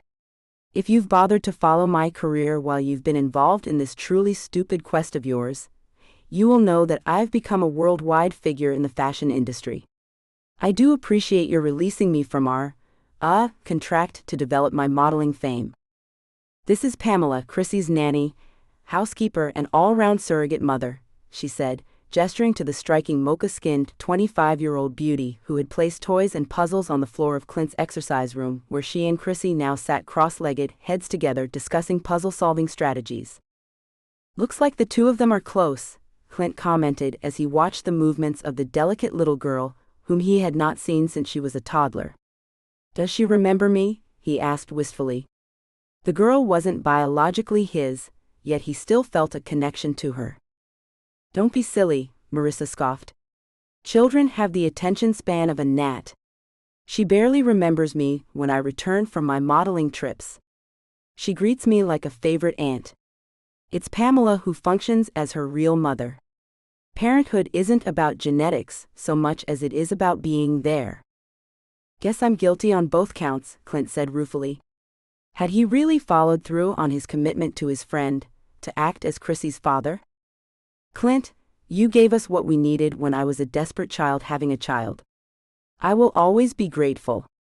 Give up these imagined obligations you think you have to your dead grandfather and to your pseudo-child. We're all good. See for yourself. Get yourself back to whole again and get on with your life before you kill yourself. Ivan knew he should slip away from Clint's gym and give these two, who obviously had a history, some privacy. But he couldn't take his eyes off the beautiful, soft-spoken creature who knelt with the child. Her braided hair glowed in the light. Long dark eyelashes brushed her rosy cheeks as she talked to the child. She's like a Madonna figure, Ivan told himself. Is it possible that love at first sight actually exists? The attraction seemed mutual. From time to time, Pamela Garrett would look up at Ivan and then quickly look away as he stared at her. The air between them crackled with electricity. Her 8-year-old charge must have noticed the attraction because she looked up from her dolls and puzzles, her huge, ebony eyes taking in the starstruck Ivan and her beloved nanny. Pam, in the meantime, listened in fascination to the dialogue between her employer and her ex-husband. She knew the relationship had lasted just about long enough for Marissa to get her career started. A teenage parent, she had separated from Clint before Chrissy's 2nd birthday. She wondered from time to time about Chrissy's parentage. Although Marissa never talked about it, Pamela noted a sadness about her past that seemed deeper than her brief time as the wife of the billionaire oil man. News of Marissa's visit spread like wildfire in the small community of Edwina, where Clint's rehab was already a hot topic. Rachel took a lot of flack for encouraging the visit. Brett, usually mute about his wife's actions, wondered aloud to Ruth one afternoon whether Rachel's actions were motivated more by a wish to see her son whole again, or her desire to ensure that Clint not follow in his grandfather's footsteps. When Billy was openly critical, both Ruth and Lauren pointed out that Rachel had already suffered enough rodeo trauma. In her shoes, they readily agreed that they'd have used the same tactics. Although Lauren was open about her discomfort about having Clint's ex-wife in town and serving as the catalyst for his healing, she acknowledged that perhaps it was just what he needed. She was spending as much time as possible by his side, and their blossoming love, she hoped, was a source of relief and encouragement for him. But there was something about a child that could heal any wound. Privately, Frank and Ruth feared for Lauren and the many issues she was getting involved in with Clint, Brittany's pregnancy, and with the pressures of her courses. Frank Wells, who normally remained tight-lipped about emotions and what he termed sticky situations, discussed relationship challenges with Lauren. Early in Lauren's relationship with Clint, when it was clear her infatuation was trumping her usual common sense, Frank had tried to warn Lauren away from settling down too soon. But Lauren had adamantly refused to listen, citing her parents' love-at-first-sight fairy tale romance as proof. Both he and Ruth strongly hinted to Lauren that outward appearances weren't always what they seemed. Now it was time to get down to brass tacks. Frank sighed. This was a conversation he knew he'd been avoiding for over a decade. Man plans and God laughs. He reminded himself. He thought of the ironies of life. How fitting that the cause for his revealing his long-term relationship with Rachel Walker would be her son. Clint was also pondering the ironies of life. Marissa's appearance had been unanticipated and life-altering.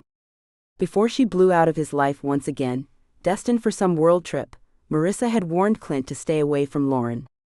Although Clint had accused her of not wanting him for herself, but also not wanting anyone else to have him, he knew Marissa didn't have a jealous bone in her body where he was concerned.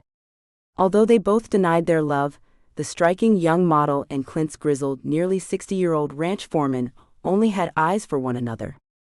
Clint had been merely a convenience when Beau had decided that he could not be the one to hold Marissa back, but that he also wanted to make sure she was provided for. Asking Clint to step up and give the child legitimacy had been a lot less emotionally involved than Beau himself, providing those things for the woman he would always love. Clint had willingly played his part. Now he and Beau had discussed how things would and should change regarding the day-to-day operation of the ranch, should Clint be unable to return to the rodeo circuit. Chapter 14. Clint was overwhelmed by the initiative of his rodeo colleagues. Aware that their convalescing friend might never be able to return to rodeo riding, they had staged a benefit in his honor, with all the proceeds going to the rehab facility that had helped Clint. Even though Clint had been with the circuit only a short time, the rodeo riders long remembered his grandfather. "Life is what happens when you're making other plans," Clint commented, when asked to speak at the event. "I am overwhelmed by your generosity," he told a capacity audience in Cheyenne. "Please know that I will be matching the donations raised today, and all of the funds will go directly toward helping other people who suffer life-changing injuries and require rehab." Lauren, Rachel, Brett, and Phil sat in the stands teary-eyed. Ivan stood by Clint's side, ever aware of what it took for his patient to stand for the speeches. Although Clint's arm-braced crutches wobbled from time to time, he refused to allow his injuries to affect his day. His family and Ivan knew what a toll this defiant gesture was taking on Clint. With a shaking voice, Clint assured his rodeo friends, "Your efforts will make a significant difference in the lives of those who are injured. Your kindness has meant the world to me. I am making steady progress thanks to my family, my girlfriend Lauren, and my whip-cracking sidekick Ivan. I will be back." The crowd cheered, but Rachel felt a lump in the pit of her stomach. She feared her son would make good on his promise. Then what? After the rodeo benefit, Clint was even more committed to being able to return to rodeo riding. Like Billy, he felt the tug of rodeos. Lauren and Ivan discussed the best way to handle this new challenge. Rachel, of course, wouldn't even consider Clint's attending the next big rodeo in Amarillo. Though Lauren championed Clint's cause, and Ivan spoke to his parents about the benefits of his going, they were met with opposition from both Rachel and Brett. Ultimately, the decision was Clint's. Armed with information, supplies, and emergency phone numbers, Clint and Lauren set out on their trip to Amarillo to see the rodeo. They were both uncomfortably aware that this was the first time they'd been alone together since Clint's accident. As they drove, Lauren tentatively brought up the subject. "Clint, I know that things have been a bit, difficult lately. You've been dealing with a lot, and we've only gotten to see each other on the weekends. But I hope you know that my feelings for you haven't changed at all. I'm crazy about you." Clint smiled over at her, using one hand to gently cover hers. "You know I feel the same way." "I hope you do," Lauren murmured softly. "I mean, I told you that I love you, and I meant it, Clint. None of this changes that. I love you too." He pressed her hand warmly, and the look in his eyes was so sincere that Lauren felt the pressure in her chest ease. She could do this. "I think. I'm ready." "Ready?" She nodded, looking down at their joined hands in order to avoid meeting his eyes. Despite how much she trusted him, this was all new to her and she was nervous. "I'm ready to take the next step." Clint's eyes grew wide, and then he was silent for such a long time that Lauren felt like her heart might beat out of her chest. Just as she was about to give up hope, he cleared his throat and spoke. "Lauren, I've wanted you from the minute I set eyes on you. You know that. The waiting hasn't been because I don't want you. It's just, first it was out of respect, but now." "I know that there are physical limitations," Lauren said quickly, mildly reassured by his profession of desire, but still wary at his lack of enthusiasm. "I don't mind that. I just want to be with you, Clint. And I want your first time to be perfect," he said gently, sadness in his eyes. "I can't make it perfect right now, Lauren. We're going to have an incredible night together, someday. But it's not that day. Can you be patient a little longer?" A lump rose in her throat, and Lauren tried to swallow around it, keeping control of her emotions. She was disappointed, and even a little embarrassed, but as she met Clint's eyes and saw his sincerity and his love for her, she knew that he wasn't turning her down. He was just committed to making this thing between them absolutely perfect. They would get there someday, and when they did, it would be mind-blowing. Of that she had no doubt. "I can be patient," she murmured, giving him a small smile. "As long as I know I get you in the end, I can wait." Oh, you'll get me in the end, Clint promised, his grin turning slightly wolfish as he took advantage of a stop sign to lean over and kiss her gently. I love you. I love you too. With their issues resolved, the two committed to having a good time at the rodeo, but their time there together was compromised. Bo was there too, and he was a good-looking, pleasant guy. More importantly, Clint saw, he was healthy, agile, and Lauren's age. It was obvious that Bo was interested in Lauren, and as the rodeo wore on, Clint found himself getting jealous, despite Lauren's obvious commitment to him. Part of his jealousy, he knew, stemmed from his insecurity with his new condition. But part of it was also guilt. Maybe the right thing to do was to nudge Lauren in Bo's direction and give her a chance at a man who could be everything she needed, right now. He knew he could force himself to do it, and as much as he didn't want to, as the days went on, he became more and more convinced that it was the right thing to do. So he picked a fight. I saw the way the two of you have been looking at each other, he said to Lauren, when Bo wasn't around. I don't want your pity. Why don't you just go be with him?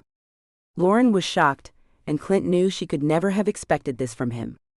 After their talk in the car, everything had pointed to them having a nice time away together.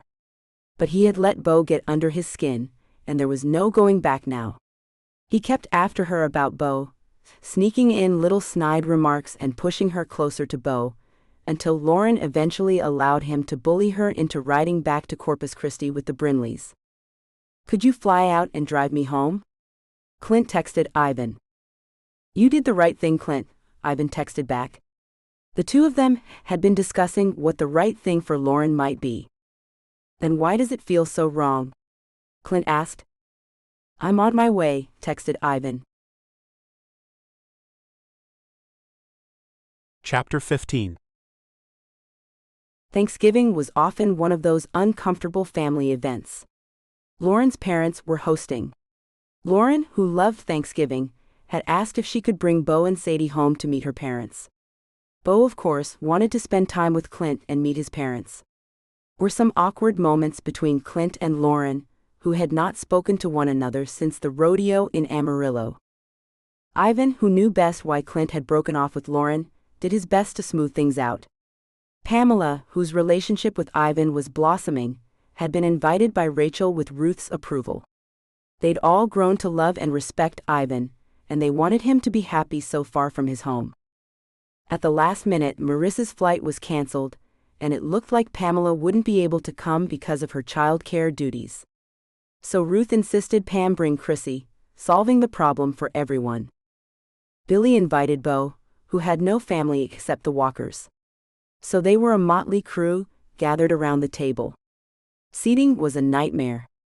Who could sit beside whom without things being strained? In the end, Ruth served the meal buffet style, and invited guests to sit wherever they were comfortable.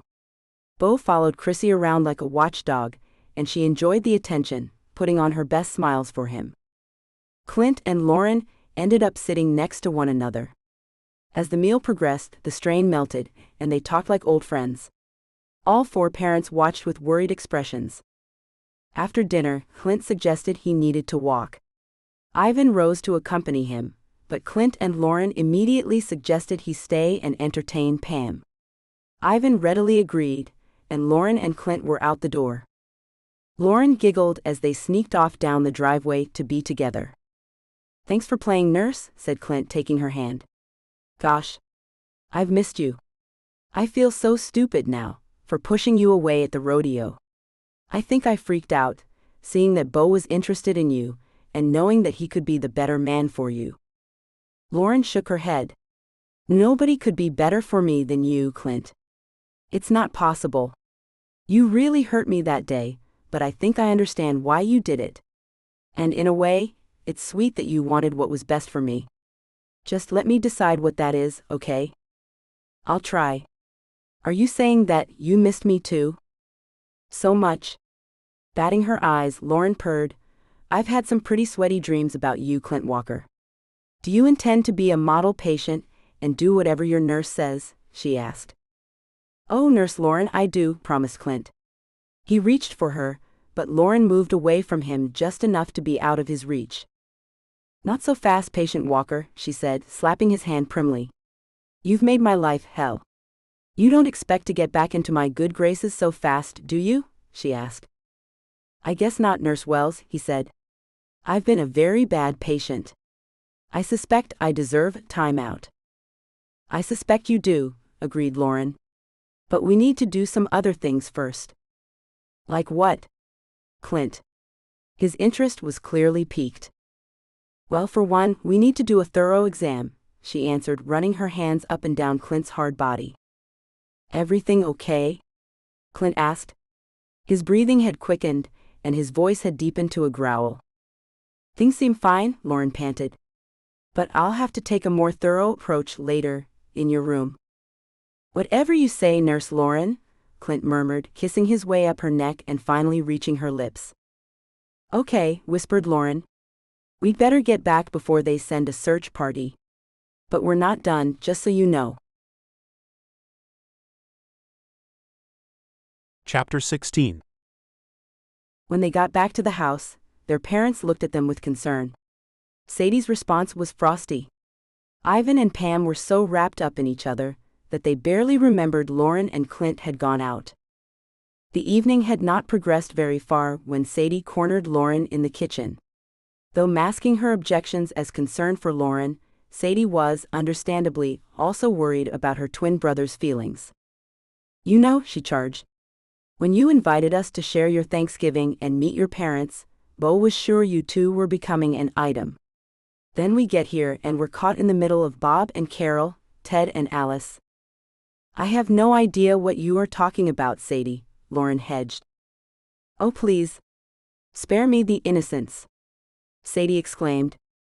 "I have no idea how you do things over here in Texas, but your parents and Clint's parents clearly have a thing for each other. Ivan can't stop staring at the kid's babysitter like she's a pin-up model, and that old man is following the kid around like she's some kind of miracle. And you? Yesterday you were done with Rodeo Boy forever. Then he flashes that killer smile, and you melt like butter. The only guy who seems to have it all together is your grandfather. And you think that you finishing Bo's sentences for him and telling him how he ought to feel is normal?" retorted Lauren. "You two are joined at the hip. Heaven help Bo's future wife if you didn't hand-select her." The two glowered at each other, and each flounced off to a different room. That night, Lauren slipped into Clint's room, the two of them unable to resist each other any longer. They started out with kissing that quickly grew frantic as they tumbled, somewhat awkwardly, together in the bed. Lauren was eager, and Clint was determined to give her the night of her life. In the end he did, even if it was with a bit more laughter and fumbling than he was used to. Lauren didn't seem perturbed by what he considered a lack of finesse, and if her stamina was any indication, she enjoyed herself immensely. Nevertheless, when they woke up together naked, limbs tangled and faces nuzzled close, Clint was attacked by the same doubts he had had before. Could he, in his condition, be the person that this beautiful, vital young girl needed? Was she not better off with someone who could throw her over his shoulder, or take her against a wall? When she cuddled closer to him, he was reassured, but the next few days were filled with similar doubts as they stumbled their way through restarting their relationship, with all the new components it brought them. He gently tried to bring up Bo again, but Lauren shut him down immediately. They had lost each other once, and they weren't going down that road again. Not ever. Chapter 17. The time for Clint's assessment at the South Texas Bone and Joint Institute had arrived. Thanks to Bo and Sadie, whose father worked at the clinic, Clint's wait time had been greatly shortened. As students in the healthcare area, the twins took a keen interest in Clint's condition. They met Clint, Lauren, and Clint's parents at the institute, where they introduced everyone to their father, Dr. Jake Brinley. There was some awkwardness between Lauren, Bo, and Sadie, but they all tried to put their feelings aside to help Clint with his recovery. After a tour of the state-of-the-art facility, Clint's parents and Lauren were ushered into a waiting room while Dr. Brinley's staff did their assessment. When Dr. Brinley's staff had completed their work, Clint, his parents, and Lauren were all invited into the office. Clint's grim features gave no clue to what the doctor was about to tell them. "There's good news and bad news, depending on where you're sitting," Dr. Brinley began. Behind him, his staff projected X-ray and MRI results. Thanks to the good shape Clint was in at the time of his accident, the quick actions of those rodeo clowns to avoid his getting trampled or gored by that bull, and fast and efficient EMT response to stabilize neck and spine and excellent rehab and follow-up care, Clint will make a full recovery, if he and Ivan continue to work on their program with as much commitment as they have shown. Yes, there will be residual aches and pains. Your body was pretty beaten up, Clint, but you've had outstanding surgical and follow-up care. Everybody, including you, did everything right. You're a lucky man. But then, he added, money buys the best possible care, and you've worked hard to get here. Well, I'm glad I get some small part of the credit, Doctor, Clint drawled with a grin. I know you're all sitting here on pins and needles for the next part of my report, Dr. Brinley added. As for rodeo involvement? He paused. I'm afraid I can neither recommend nor forbid it. Which means? Rachel asked, tight-lipped. I cannot suggest to Clint that getting back on a bucking bull, with a leg pinned together and ribs that are just now healing, is a wise idea. But then, if consulted, I'd have said no before he started. So I can go back to rodeo? Asked Clint, cutting to the heart of the matter. I highly recommend you do not, ever again, said Dr. Brinley. But I cannot forbid you either. Something's driving you on this mission, he said. Until you exorcise your demons, you won't be happy. I only hope what's driving you is worth risking your life. Chapter 18. It had been a long year between rehab and daily exercises with Ivan. Getting back into shape and missing Lauren day and night while she was at school had filled Clint's life. Throughout it, Rachel had remained tense and non-committal. Clint knew she was hoping he'd eventually abandon returning to the rodeo circuit, or that his body would refuse to cooperate. But the day had finally arrived. Clint's first time back in competition. He talked with other rodeo veterans. Many, like Billy, had sustained such severe injuries they could not return. Other rodeo veterans intended to return, but their PTSD after their trauma made it impossible. Even those who managed to come back were cautious about Clint's successful re-entry. They were puzzled about what drove him. For most, it was a financial situation. Unlike Clint, they did not have a lucrative business. They might also be riding for the sheer adrenaline rush.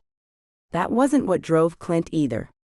He was driven by something internal, admiration for and commitment to his grandfather.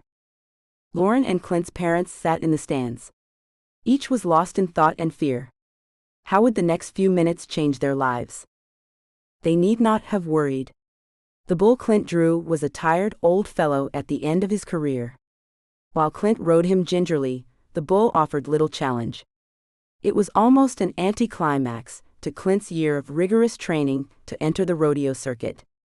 He wondered fleetingly if his mother or Billy had pulled any strings to get him such an easy ride. A strange feeling came over Clint. Why am I still doing this? He asked himself. Clearly those he loved sitting there in the stands had been put through hell because of his sense of duty. Had it been misplaced all along, or were his priorities now changed? That night when Clint announced he'd ridden his last bull, a deathly quiet overtook the table. I know you'll miss it, son, Billy offered. I miss the rodeo life, every day. But had I made other choices, life would have been different for Ruth and her mother. I regret the pain my urges caused them. A grateful, tearful Rachel reached over and clasped Billy's hand. I'm sure they've long forgiven you, she said. I was angry at my dad for years. But good memories have overtaken the bad ones. She turned to her son. Clint, I'm so proud of you. You've made me so happy. Lauren leaned over and kissed Clint. I'll make this up to you, she whispered. When I'm through, you won't even miss riding those bulls. Clint reached for his glass of wine and took a huge swallow. Later that night, true to her word, Lauren appeared in Clint's room, giving him the ride of his life. Chapter 19. So what's going on with you and Clint? Brittany asked Lauren over lunch. Lauren watched her very pregnant friend shovel in food as if she hadn't eaten in weeks. I didn't want to bring it up because you've been pretty preoccupied with your own, situation, Lauren admitted. My situation has resolved itself, Brittany announced, looking happy.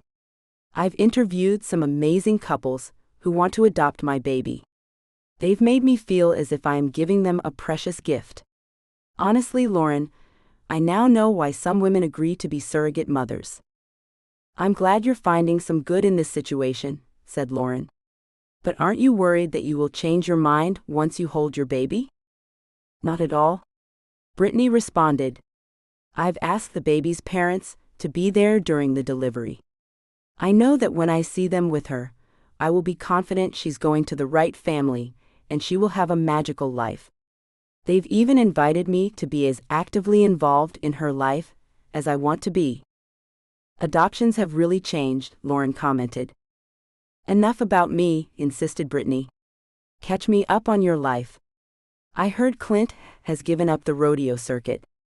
And I also heard from Sadie that the two of you are pretty much joined at the hip. We have been spending a lot of time together since I've moved home for the summer, Lauren admitted. He gets me, Brittany, she added earnestly. I feel like we can talk about anything. And how are things in bed? Brittany asked with a smirk. What makes you think bed has anything to do with it? Lauren countered. Oh please. Brittany scoffed. You light up like a firecracker whenever you say his name. Sometimes I am embarrassed at the things I do in bed, Lauren whispered. About time, Brittany said, giving her friend a high five. Chapter 20. Her words to Brittany rang true the next morning, when Lauren was amazed at her own audacity after another wild night in Clint's room. Her cheeks burned crimson, and her eyes lowered to the table when Clint entered the room. How was your lunch with Brittany? Asked Ruth. Mom, exclaimed Lauren, Brittany is amazing. She's found an ideal couple to adopt her baby. She can even be as involved in her child's life as she wants to. She's given them a wonderful gift, Ruth said quietly. That's something I need to talk to you about. You've probably wondered why you're an only child. I used to make up imaginary siblings, Lauren admitted. Your father and I have had differing opinions on sharing this information with you. What information? Lauren asked. Your Aunt Linda was a little younger than Brittany when she got pregnant. Your dad and I had been married for 5 years and trying to have a baby. Linda was far too young to keep her baby. She had her whole life and a career ahead of her. Mom, where are you going with this? Lauren asked. It seemed like a gift from God, Ruth said. Linda's baby could be raised with her family, and Linda could be a part of your life. My life? Lauren asked. Realization dawned. Why am I finding out about this now? We all settled into a comfortable life, Ruth hedged. No one saw a need to upset the balance. Why now? Lauren whispered. A tear rolled down her cheek. I wanted you to know what a gift Linda gave us, and how grateful your father and I are to her every day. Ruth heaved a sigh. She was talking to empty air. Lauren had raced from the kitchen and jumped into her car. They lied to me, Lauren told Brittany, blowing her nose. She was distraught, confused, and questioning everything. She needed her best friend like never before. If my baby never knows she's adopted, or that I am her biological mother, I will be perfectly happy with that, Brittany replied. Don't you see? Your parents are your parents. They became your parents the moment they held you. Don't go over-dramatizing this adoption issue, Lauren. They are your parents, and had it not been for me, your adoption might never have come up. As if the day could not get any worse, Lauren's later discussion with her father brought on further surprises. Things are not always black and white, he told Lauren. That's what Brittany said, Lauren admitted. You've grown up in a home where you were always loved, insisted Frank. Always know that when you discover other gray areas. What gray areas? Lauren asked, drying her eyes. It seems this is confession day, Frank continued. For as long as you've lived, I've been having an affair with Rachel Walker. With a sob, Lauren dropped her purse and fled from her father's office. It was all too much. Her entire life was a lie. Her parents weren't her parents, and her father, who was supposed to be the provider, protector, and role model, had been having a long-term affair, and with the mother of the man she was in love with, no less. She couldn't get her head around any of it. All she knew was that there was only one place she wanted to be. When she arrived at Clint's ranch, he was supervising dividing cattle for pasturing. He noted her tear-stained face and immediately handed the job off to Bo. To her shock, Clint was not surprised or upset to learn that his mother and her father were in a long-term relationship. "You knew," she accused. "Am I the only one who didn't know?" Clint's silence was answer enough. It was Rachel who, in the midst of Lauren confronting her about the affair, quietly told Lauren another piece of the complicated relationship puzzle when she explained that Clint had married Marissa because she was pregnant and could not marry Bo. While Lauren was somewhat relieved to know that there had never been anything between Clint and Marissa, and also a little proud at Clint's noble gesture, the news, on top of everything else, left her reeling. For the rest of the summer, things didn't slow down for Lauren. First, Ivan announced that, as soon as Clint no longer needed him, he and Pamela were getting married and setting up a caregiver business. Clint readily announced he was ready to be on his own and gave Ivan the money to bring his brother to America as a bonus, also insisting on providing the startup funds for the new couple's business. "It's the least I can do for all you've both done to help us," Clint said. Brittany's little girl was born. Her new parents were deliriously happy with their sweet baby, and Brittany dropped in to see them from time to time. She always left content that she'd made the right choice. Partially due to Lauren's efforts to distance herself from her parents while she processed their news, she and Clint spent every night together.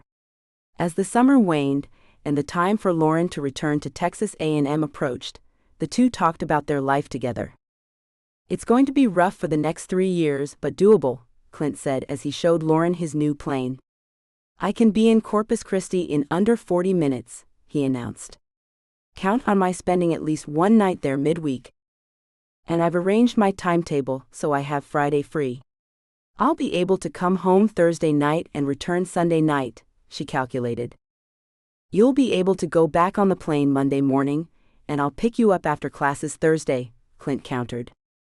The Walkers and the Wells looked on as their children planned their immediate and long-range future together. It seemed useless to protest the relationship that had lasted for so long and that had already weathered so much. The love between the two, however complicated to outsiders, was true and strong. "Perhaps I can retire now," Brett said wistfully. "I'd really like some time to travel with you three." "I was just thinking the same thing," said Frank. "What do you think about getting a junior doctor in to take over the business, Ruth?" he asked. In spite of his confession about Rachel, he and his wife were still together. It wasn't a relationship many could understand, but it worked for them. "Where's the luggage?" Ruth replied, hugging her husband and their lifelong friends. "Clint offered the use of his plane, when it's not in the air between Edwina and Corpus Christi," Rachel announced. "Life is good," Ruth pronounced. "And it just got better," Brett agreed, pointing. Bo and Marissa were walking in hand. The smiles on their faces made their announcement unnecessary. After so many years denying what was between them, the two, however mismatched, were determined to make it work. "Is there something in the air?" Lauren asked Clint, as they cuddled together in front of the fire. "If there is, let's find a way to bottle it." Clint agreed. "It's too perfect not to be savored." "It's like the moon and stars aligned, isn't it?" Lauren pronounced. "How did we all get so lucky?" "It's complicated," Clint said, kissing her soundly. "Let's go to bed and talk about it." The end. Sneak peek for Cowboy Protector. We hope you enjoyed listening to Rodeo Magic by Michelle Love and Eliza Duke. Now please listen to a sneak peek for Cowboy Protector by Jessica F. Cowboy Protector, a bad boy's secret baby romance. Roman. It felt good to hear the crowd cheering for me. My hometown of Carthage, Texas, had always held my most avid supporters, and I needed all the support that I could get. Sitting atop a 1,500-pound bull, my hand tethered to it with a bull rope, I gripped the leather lacing, making sure it didn't slip. All that was left to do was to give the cowboys who held the bull inside the chute a nod. Then they'd set him free, and my ride would begin. "Are you ready?" The sound of the announcer's voice over the loudspeaker did nothing to calm my nerves. Not that I was scared, I had done this plenty of times before. Adrenaline coursed through my veins, making the blood inside them boil. Sweat formed on my forehead, the way it always did when I was in this particular position. The not knowing what would happen was the hardest part of bull riding. You could watch the same bull do its thing 20 times, and not 2 of those times would be exactly the same. Rodeo fans, allow me to introduce you to Old Yeller, the bull beneath our hometown rider, Roman Etheridge, the announcer said. This is the young bull's debut. Raised right here in Carthage, Texas, on the Whisper Ranch, owned by the Gentry brothers. Roman is not only a rodeo cowboy. He's also the man who raised this young bull from a little calf. Roman manages the bucking bull breeding program for Whisper Ranch. What better cowboy to introduce this bull to the world of rodeo? The crowd roared, and I began to get pumped up for the ride. I nodded my head, signaling the cowboys to release Old Yeller. He bucked forward, nearly unseating me right there in the chute. I held on tight though, tightening my grip around the rope with both hands. The bull continued to get more excited, jumping up and down. "Settle down, boy. It's just me, your old buddy from the ranch. Now let's give these people a good show." Once the bull settled down, I leaned forward, gripping the rope with all my strength. The cowboy in charge of opening the chute asked, "You ready, Roman?" "As I'll ever be." I gave one more nod, and this time the gate came open, and out we slipped like molten lava. The bull jumped up in the air, and then started running in a circle, coming back around to where he had started. I tried my best to stay on top of him, but when he came down from a jump, my hand slipped along with the rest of me. Unfortunately, my hand didn't slip all the way out of the rope, leaving me dangling off the side of the monstrous bull who acted like we'd never met before. Yeller slowed down. The bull wasn't listening to me at all, as he continued to jump, kick, snort, and bellow like he was being beaten to death. Which he was not. Other than having me on his back, nothing else was happening to him.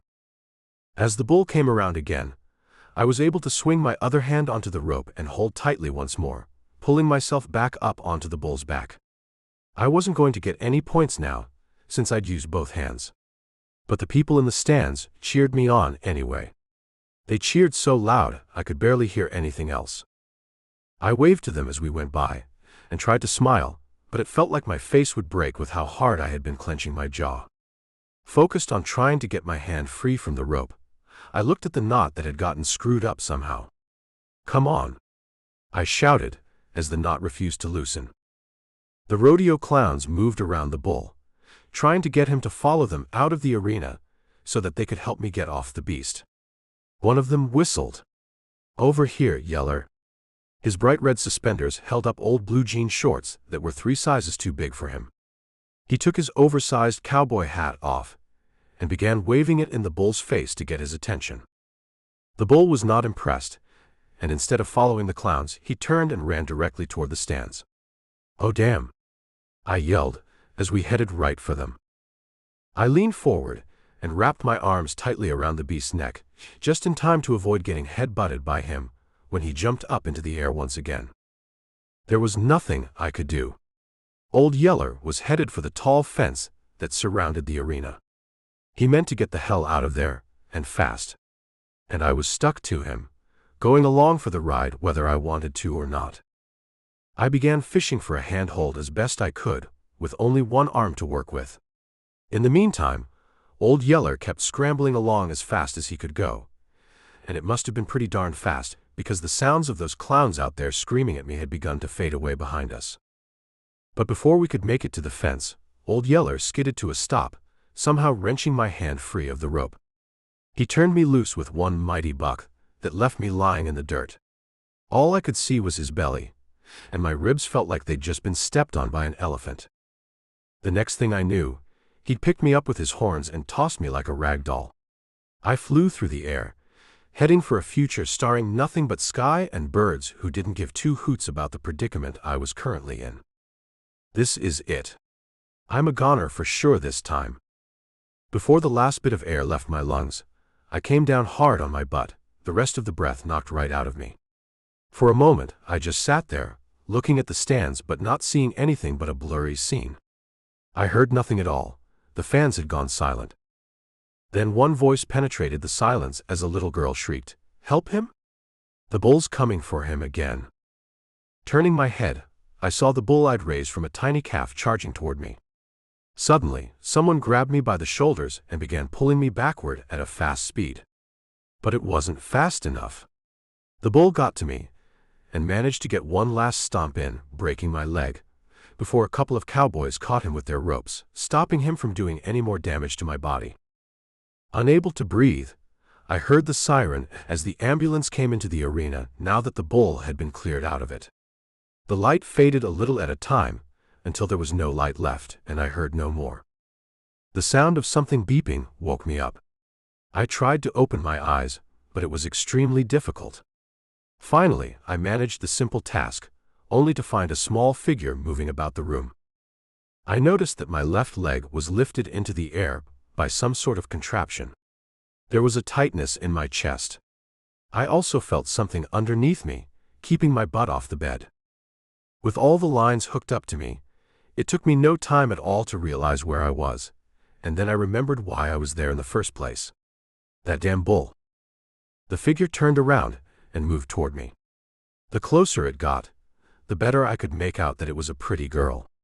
"You're awake. Good." She leaned over me, the scent of flowers filling my nose. "You've been asleep for a few hours. Are you in any pain?" Her name tag said Bryn, and her eyes were green. A blonde ponytail hung down her back. She was the prettiest girl I'd ever seen. "Hi." I smiled at her, and it hurt to do that, but I did it anyway. "Hi," she said as she smiled back at me before putting something against my mouth. "You shouldn't try to smile. Your lower lip is split a little. Not enough to require stitches, but enough to bleed if you try to smile. Here, drink some water. It'll help." She looked around, and I saw her pick up a cup off a table and then come back to me. "Thank you," I said as I sipped on the straw, not worrying about anything with her looking after me. "No problem, cowboy," she said, and I noticed that her voice had a thin twang to it. "Do you need anything for pain? You were given some by the paramedics, but it might have begun to wear off by now. I don't want you in any pain." "That's nice of you. It's my job." She put her fingers on the inside of my wrist, lifting it up a little. Even though I was mostly numb, I felt a bit of electricity coming from her touch. "Your pulse is good." She eased my hand back to lie on the bed. "You are one tough dude, Mr. Etheridge." "Roman," I said. "Mr. Etheridge is my dad." "Roman." She ran her finger over her name tag. "I'm Bryn. I'll be your day nurse while you're staying with us at Carthage Hospital." "How long am I going to be here?" I was fine right where I was, but it wasn't easy finding conversation topics, and I wanted her to keep talking to me. "I'm not sure. Dr. Green will be in to see you shortly." She pulled out her cell phone and tapped on the screen. "I'm letting him know that you're awake now. He'll be in soon to explain your injuries." "Why can't you tell me what they are?" I didn't know who Dr. Green was, but I knew I would much rather hear her sweet voice delivering the news to me than anyone else's. "I'm not really supposed to do that," she said and put her phone away. "Dr. Green will do that." "So the pain, are you in any?" "I don't feel a thing," I lied, not wanting her to think I was some wimpy guy who cried over a little or a lot of pain. Shaking her head, she said, "That's not good. If you feel nothing, then you might have spinal cord injuries, which would mean surgery for you. I can feel. I'm just not feeling any pain. I'm tough, like you said. Don't let that bravado get in the way of me treating your pain, Roman. I don't care who you are or how well your body is built. Everyone feels pain. She softly ran her hand over my left leg that was strung up. I want to know if this is too high. Are you uncomfortable? Does your hip feel like it's in a bind? No. There was no real pain in my leg. Is my leg broken? Dr. Green will tell you about that. So it is broken? I didn't say that. You can just tell me. I won't tattle on you. She looked at the door, which was closed, then back at me as she bit her lower lip. No. I can't. It seemed to me that she was a little afraid of this doctor she'd told me was coming to see me. Is this guy mean? Or is it a woman? The doctor is a man, she told me, straightening the blanket that covered me. And he's not mean, just strict. He's a great doctor, and you can trust him. Now, I really need you to tell me if you need anything for pain and where it hurts. I had the feeling she would get into trouble with the strict doctor if I didn't tell her the truth. My butt hurts. My chest is tight and it's uncomfortable. Thank you. Her smile lit me up inside. I'll put you on a morphine drip. It will allow you to give yourself a boost of painkillers every half hour. But only use it if you need it. I don't want you using it only to feel high. It's so easy to get addicted to pain medication. Thanks for caring. I could sense that she was a kind person. I'll use it responsibly. The door opened, and in stepped the strict doctor. His salt and pepper hair told me he was middle-aged, and his lips formed one thin line. He looked strict too. I'm Dr. Green, Mr. Etheridge. Call me Roman. He looked at the chart in his hands instead of looking at me. Have you been given anything for pain? He looked at Bryn with a burning expression, as if daring her to have done something wrong. I just told the nurse that I am experiencing some pain, and she's about to hook me up, I said, trying to draw his attention off her. Good, he huffed as he finally looked at me. Well, you've really done a number on yourself. You have bruised ribs on both sides of your chest. I thought so. It actually felt like they were broken, but I took his word for them just being bruised. You have a severely bruised coccyx, which is also quite swollen. That's why we have that donut underneath you, to alleviate the pressure on it. The lower vertebra suffered trauma as well. Your left tibia has a hairline fracture, which is lucky for you, because there's a hoof print right in the middle of your shin that's black and blue. As a matter of fact, you have hoof prints on your chest too. I'm not sure how you managed not to break more bones in your body. I drink milk every single morning, and I take vitamin D supplements. When you ride bulls, it pays to keep your bones strong. Bryn came up beside me, holding a bag of something clear, then hooking it onto the contraption that held some other bags of fluid.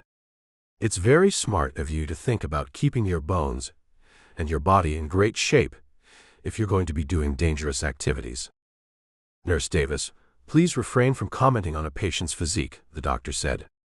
It's unprofessional. Sorry, sir. Her eyes came to mine. I apologize for what I said. No need. I looked at the stern doctor. It's cool, man. She didn't offend me at all. I'm dying for a Dr. Pepper. Y'all got any around here? No. You can't have any soda right now. And I'm sure she didn't offend you with her remark. It's not you I'm worried about.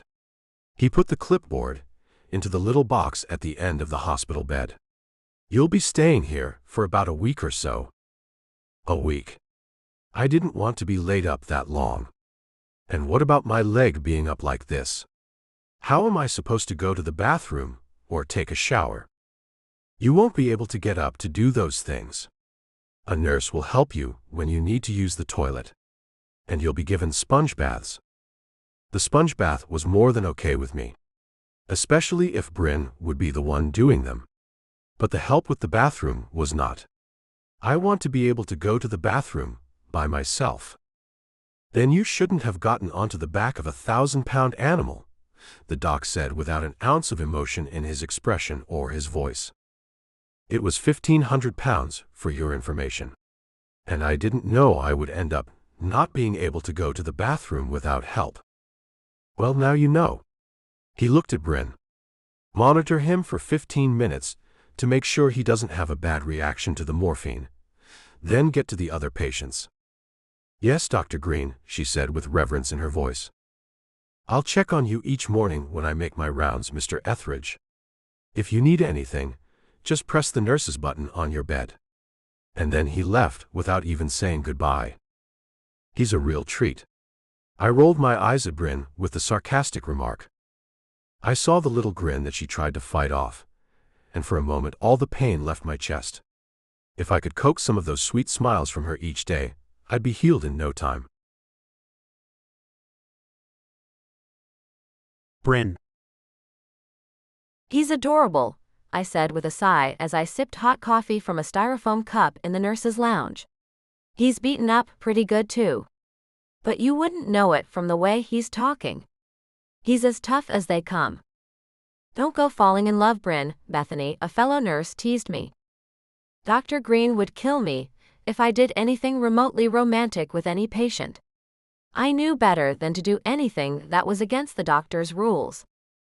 I bet he's a real cowboy, Tammy, another nurse said with a sigh.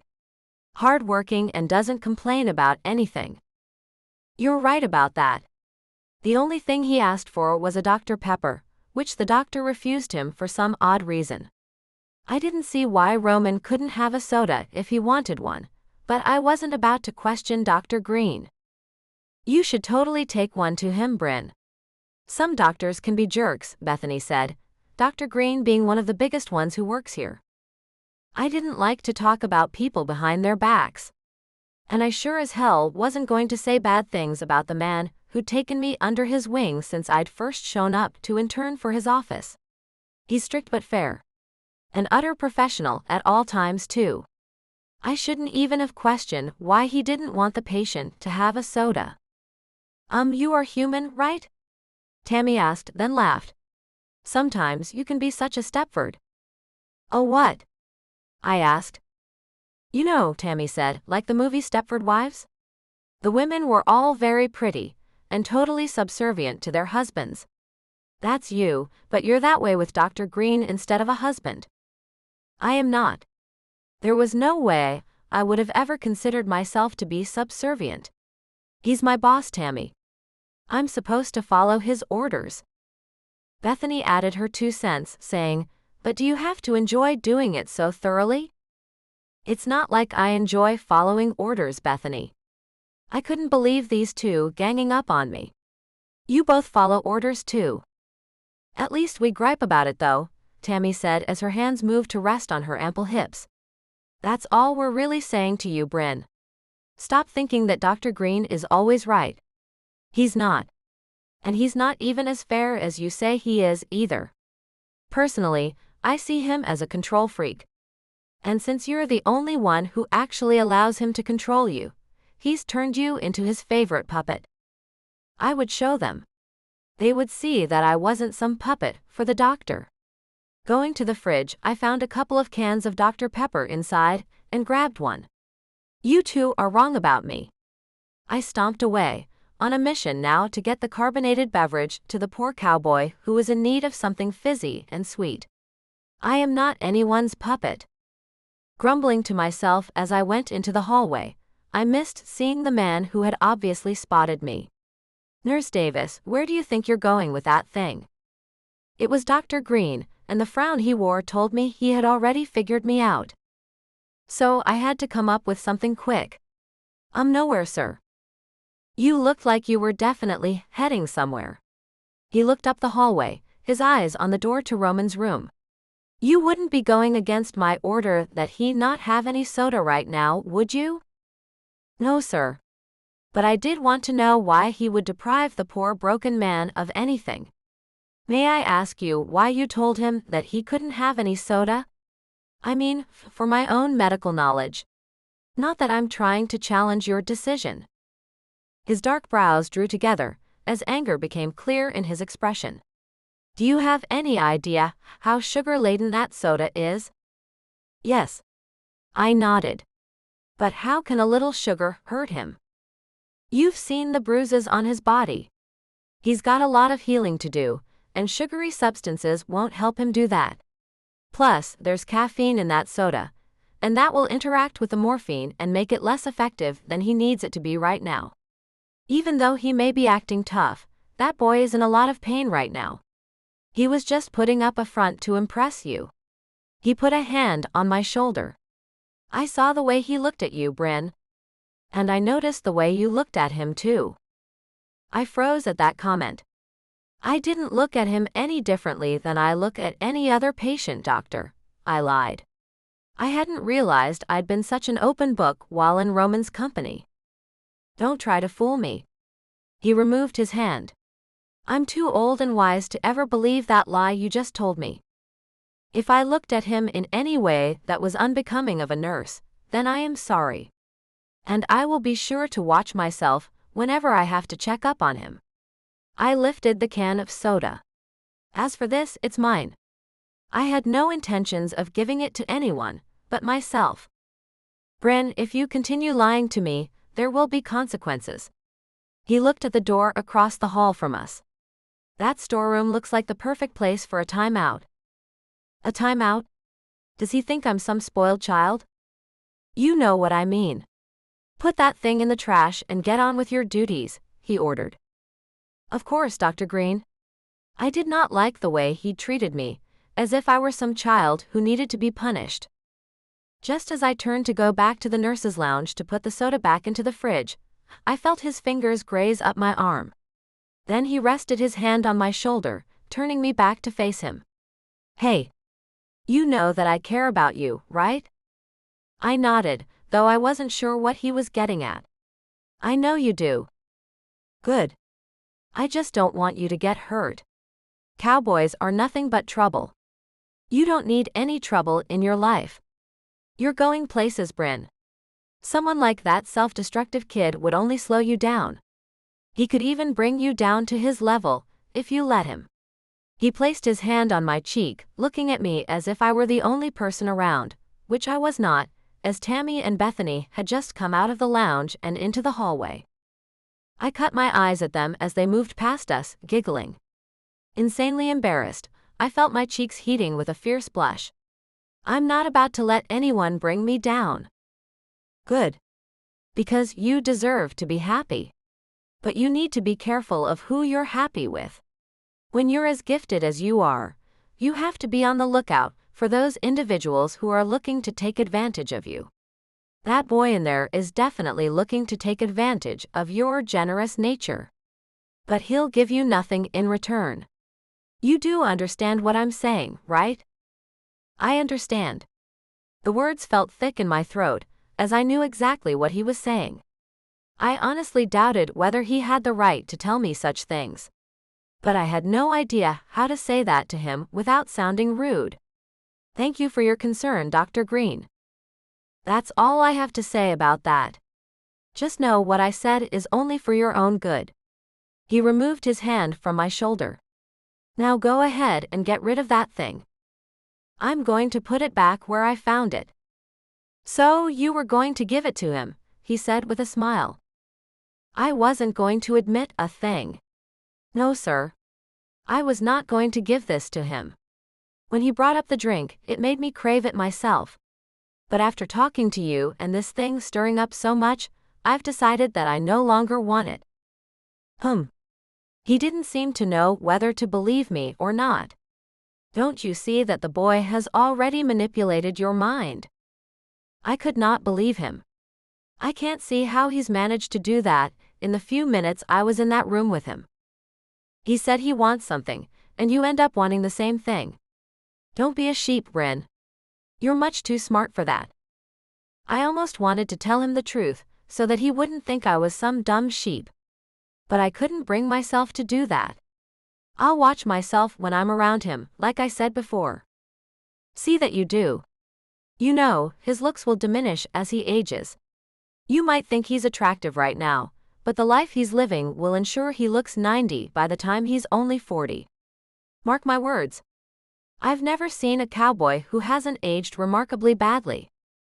It almost seemed as if the doctor was jealous of Roman. What makes you think that I think he's attractive? With a chuckle, he put his hand back on my shoulder. This time his thumb grazed my chin. I can read you like a book, girl. How long have we known each other?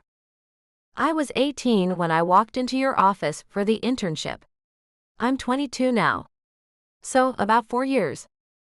Plenty long enough for me to know who you really are. You know that I think the world of you, and I know you're going places. Like when you join me to take on jobs for Doctors Without Borders. I can count on you. I can trust you. I've always got your back. Just know that. He'd begun to make me feel a bit uncomfortable with all the touching, so I took a step back to put some space between us and make it so he couldn't touch me anymore. I know that, Dr. Green. I understand you perfectly too. I'll keep myself in check. I've got patients to see to now. Yes, you do. He went back to stoic mode and strode away from me. So what was that all about? Tammy asked as I turned around and found her walking up to me. Well, he thinks I've got a crush on the broken cowboy. I held up the can of soda.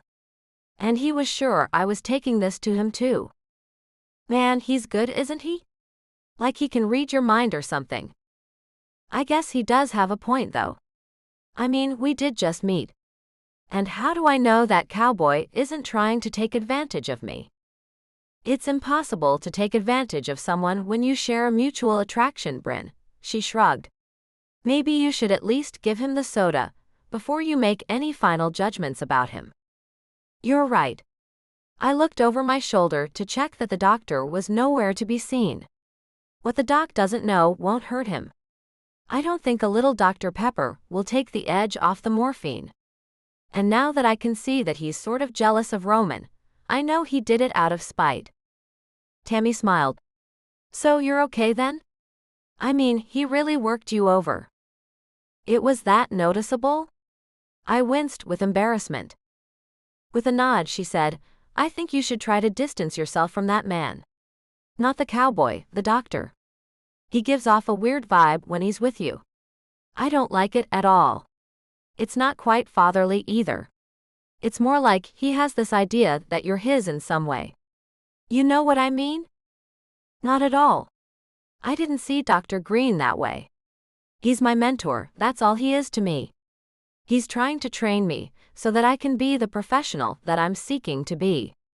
I trust him. Tammy looked dubious. I don't know, Bryn.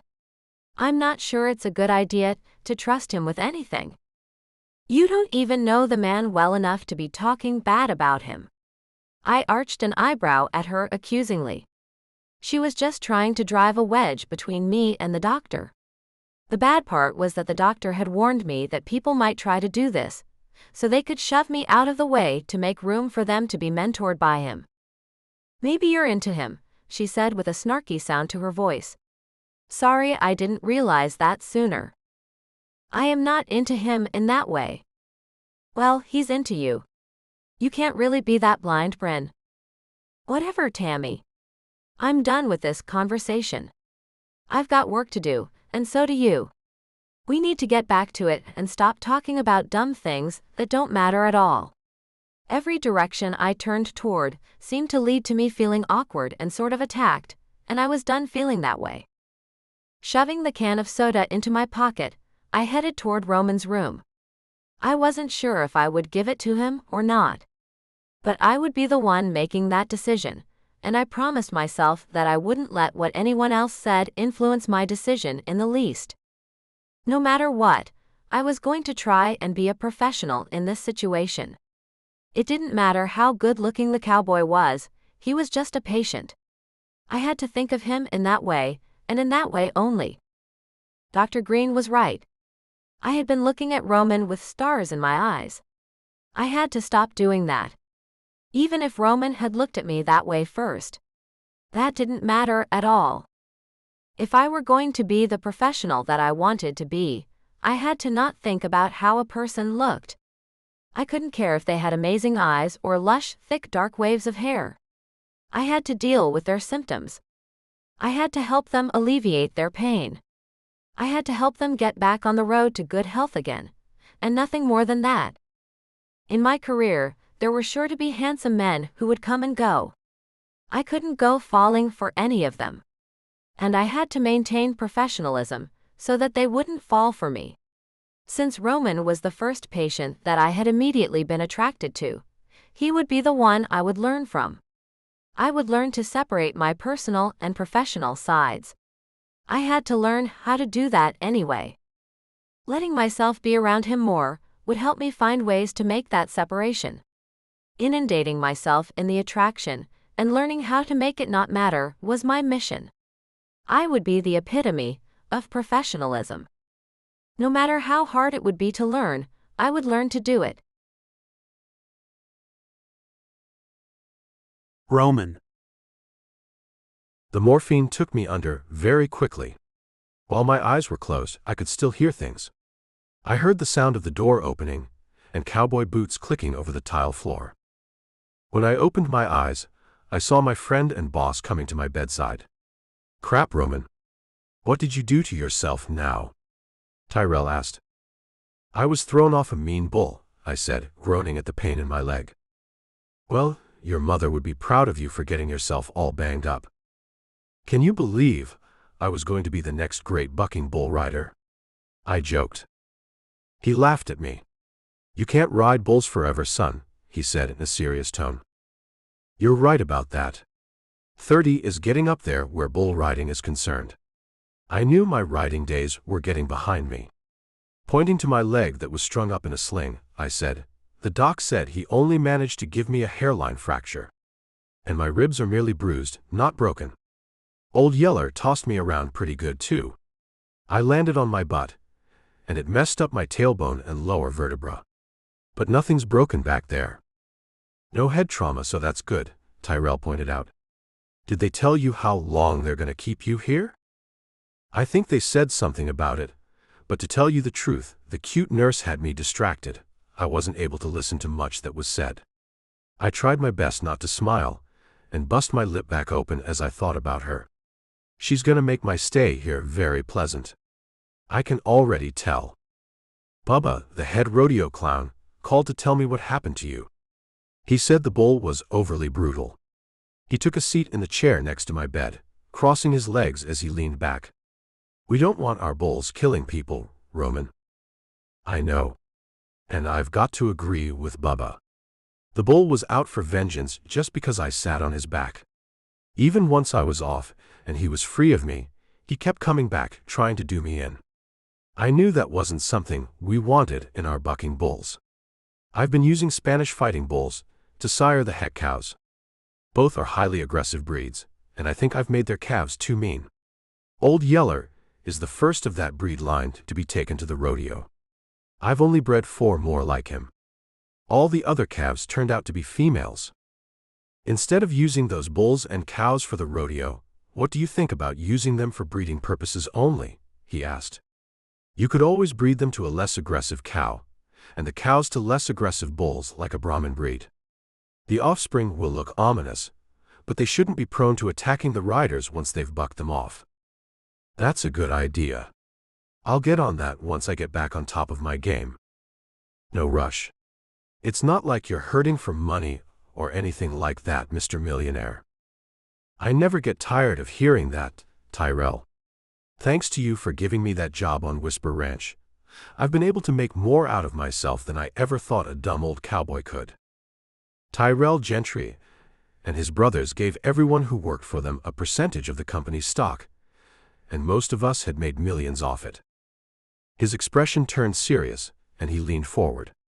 "Listen, I know you don't like being told what to do, but I'm going to say this anyway. It's time to hang up that bull rope for good.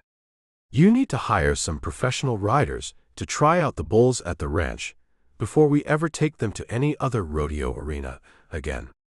We cannot have a reputation for breeding bulls that send riders to the hospital." I completely agree. It hurt as I sighed, so I gave myself a quick pump of morphine. Broken ribs are the worst, but bruised ribs ain't much better. The pain-killing medication kicked in quickly. Ah, that's much better.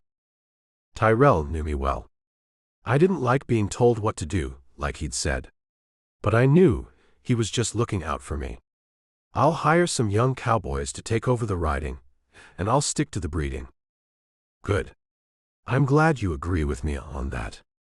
I don't want to see you hurt again. Don't worry. I know better than to try riding the meanest bulls in the world when they're out for blood.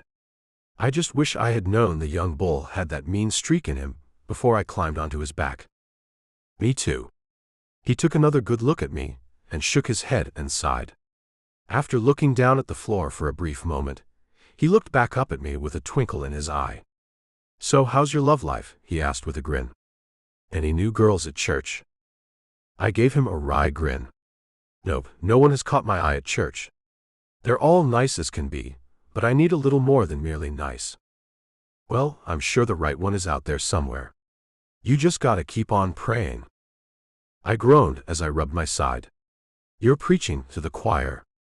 After 3 years with that crazy stalker girl making my life miserable, I'm only looking in the best places for female companionship. Well, how were you to know that Lola had escaped from the psych ward in Dallas when you met her at that bar? He shook his head. She came off as sane for the better part of a year. And then she went insane and tried to take me with her. It's been a year since the authorities tracked her down and took her back to the asylum. I've been pretty gun-shy this last year. But I think I'm ready to try to get back on the old romantic relationship horse. My day nurse made some sparks fly, if you know what I'm saying. A nurse sounds safe, he said with a smile. I mean, they don't let crazy people take care of sick and injured people, right? I sure hope not. And this girl seems sane. I like the sound of her voice. I can't say that about many women I've met. She's got this smooth tone with a slight southern twang that hits my ears just right. Like, if she whispered sweet nothings to me, it might just do me in. But in a good way. Don't forget that you're under the influence of some powerful painkillers. I'm just saying that you shouldn't ask her out until you've been free of pain meds for at least 24 hours. Hell, that could be a while. I pulled at my hospital gown so he could see my chest. Old Yeller left me black, blue, and purple too. Ouch. His hoof prints are all over you, dude. The doc said there's one underneath the cast on my leg too.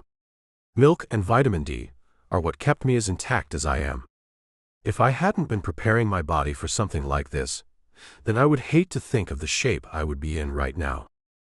Keep that in mind when you hire the new cowboys to ride the bulls for you. Hopefully, they'll take a page from your book and follow your sage advice. The sound of the door opening had us both looking that way. The cute nurse came inside. Oh, you've got company. I'll come back later. She turned to leave. Tyrell winked at me. I was just leaving. You can see to your patient, nurse, he said as he got up and headed to the door. I'll check up on you in a day or so to see how you're coming along, Roman. You rest and let this fine nurse fix you up. I'll do that. See you later, Tyrell. My eyes were on Nurse Bryn. You here to check my vitals? She pulled something from the pocket of her scrubs, revealing the Dr. Pepper I'd asked for. I thought I would sneak this in for you. The fact that she defied the doctor turned me on. Wow. You're a renegade, aren't you? Not at all. I'm only trying to get on your good side. I smiled and held out my hand to take the drink she'd smuggled in for me. Well, you're doing exactly that with that soda. She placed the cold can in my hand. Her fingers touched mine, and even with the morphine in my system, I felt little zaps of electrical current whizzing through me. The doctor doesn't need to know about this. He won't hear a word about it from me. I popped the top and took a swig. Thanks. This hits the spot. I don't suppose you have a little Jack Daniels that you could spike it with. Now that I will not do for you. She wagged her finger at me, smiling all the while. I'm supposed to make you feel better, not get you drunk. Anyway, illicit substances and alcohol do not mix well. I suppose you're right. Is the morphine working for you? she asked as she looked at all the charts and checked the machines that were stacked on either side of me. It's doing the job quite well, thank you very much. The way she lingered around had me thinking that she was as intrigued by me as I was by her. You know, I just can't wrap my head around why anyone would want to ride a bull in the first place. Like, what are you thinking when you do something that dangerous? You want to know why I ride bulls? I asked her. She nodded, standing beside my bed with her hands in the pockets of her shirt. I would love to know why you ride bulls. I looked away from her and out of the window. It was dusk outside. I knew it would be dark soon. She'd said she was my day nurse, so night coming on meant she would soon leave. I didn't like that too much at all. Everyone thinks that there's a story behind why people ride bulls. Some people think that there's a religious reason. Others think that there's a sympathy reason. There is no story, though. I just do it. That's it. It's like asking why people climb mountains. Maybe it's only because there are mountains, and they make people want to climb them. There are bulls. These massive, muscular creatures. And some people like me, see the tremendous animal and think, hey, I'd like to take a ride on that thing's back and see what happens. With a short laugh, she shook her head.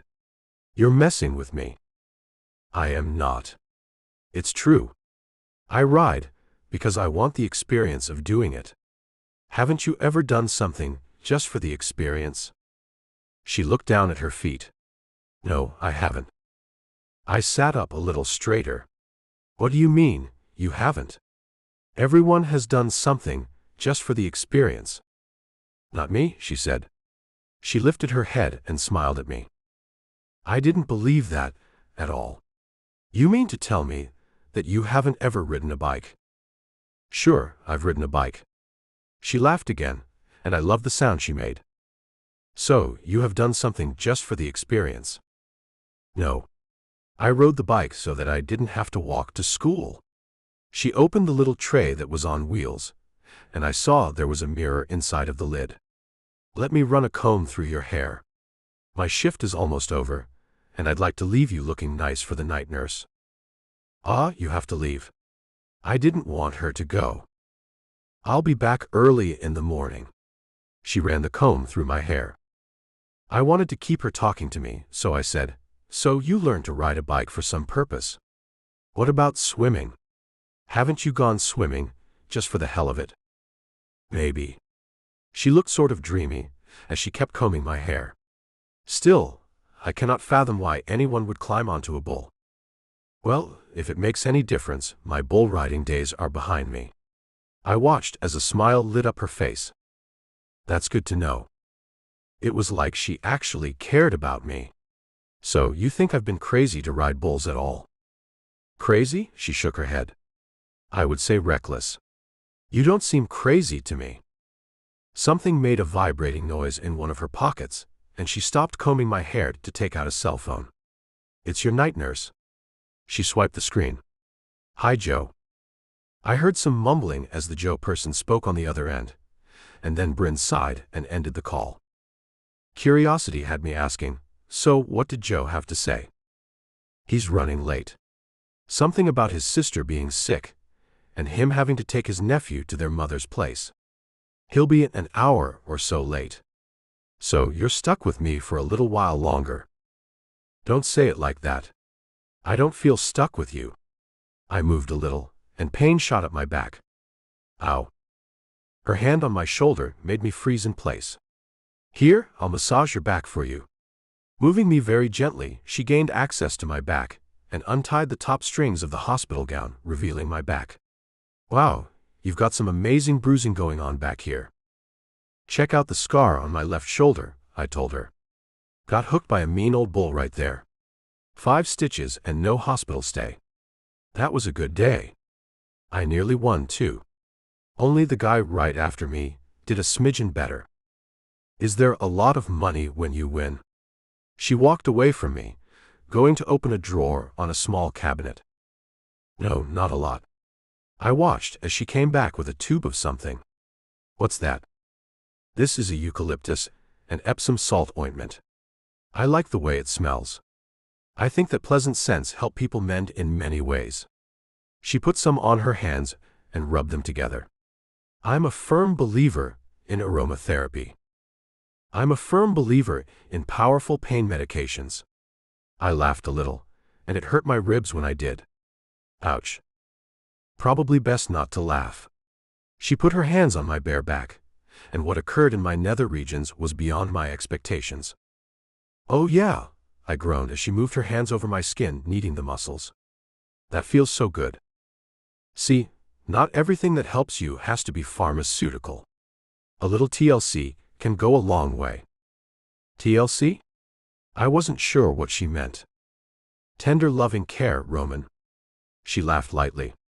Hasn't anyone ever given you tender loving care before? Nope. I hadn't been treated tenderly in my entire life. Dad didn't raise no sissies, and he made sure Mom didn't either. When we got hurt, we rubbed some dirt on it and sucked it up. That was Dad's prescription for everything. Got a fever?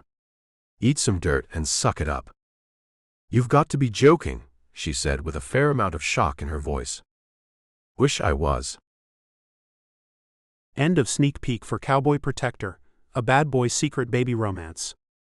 Please like and subscribe to support this channel, it helps more than you know.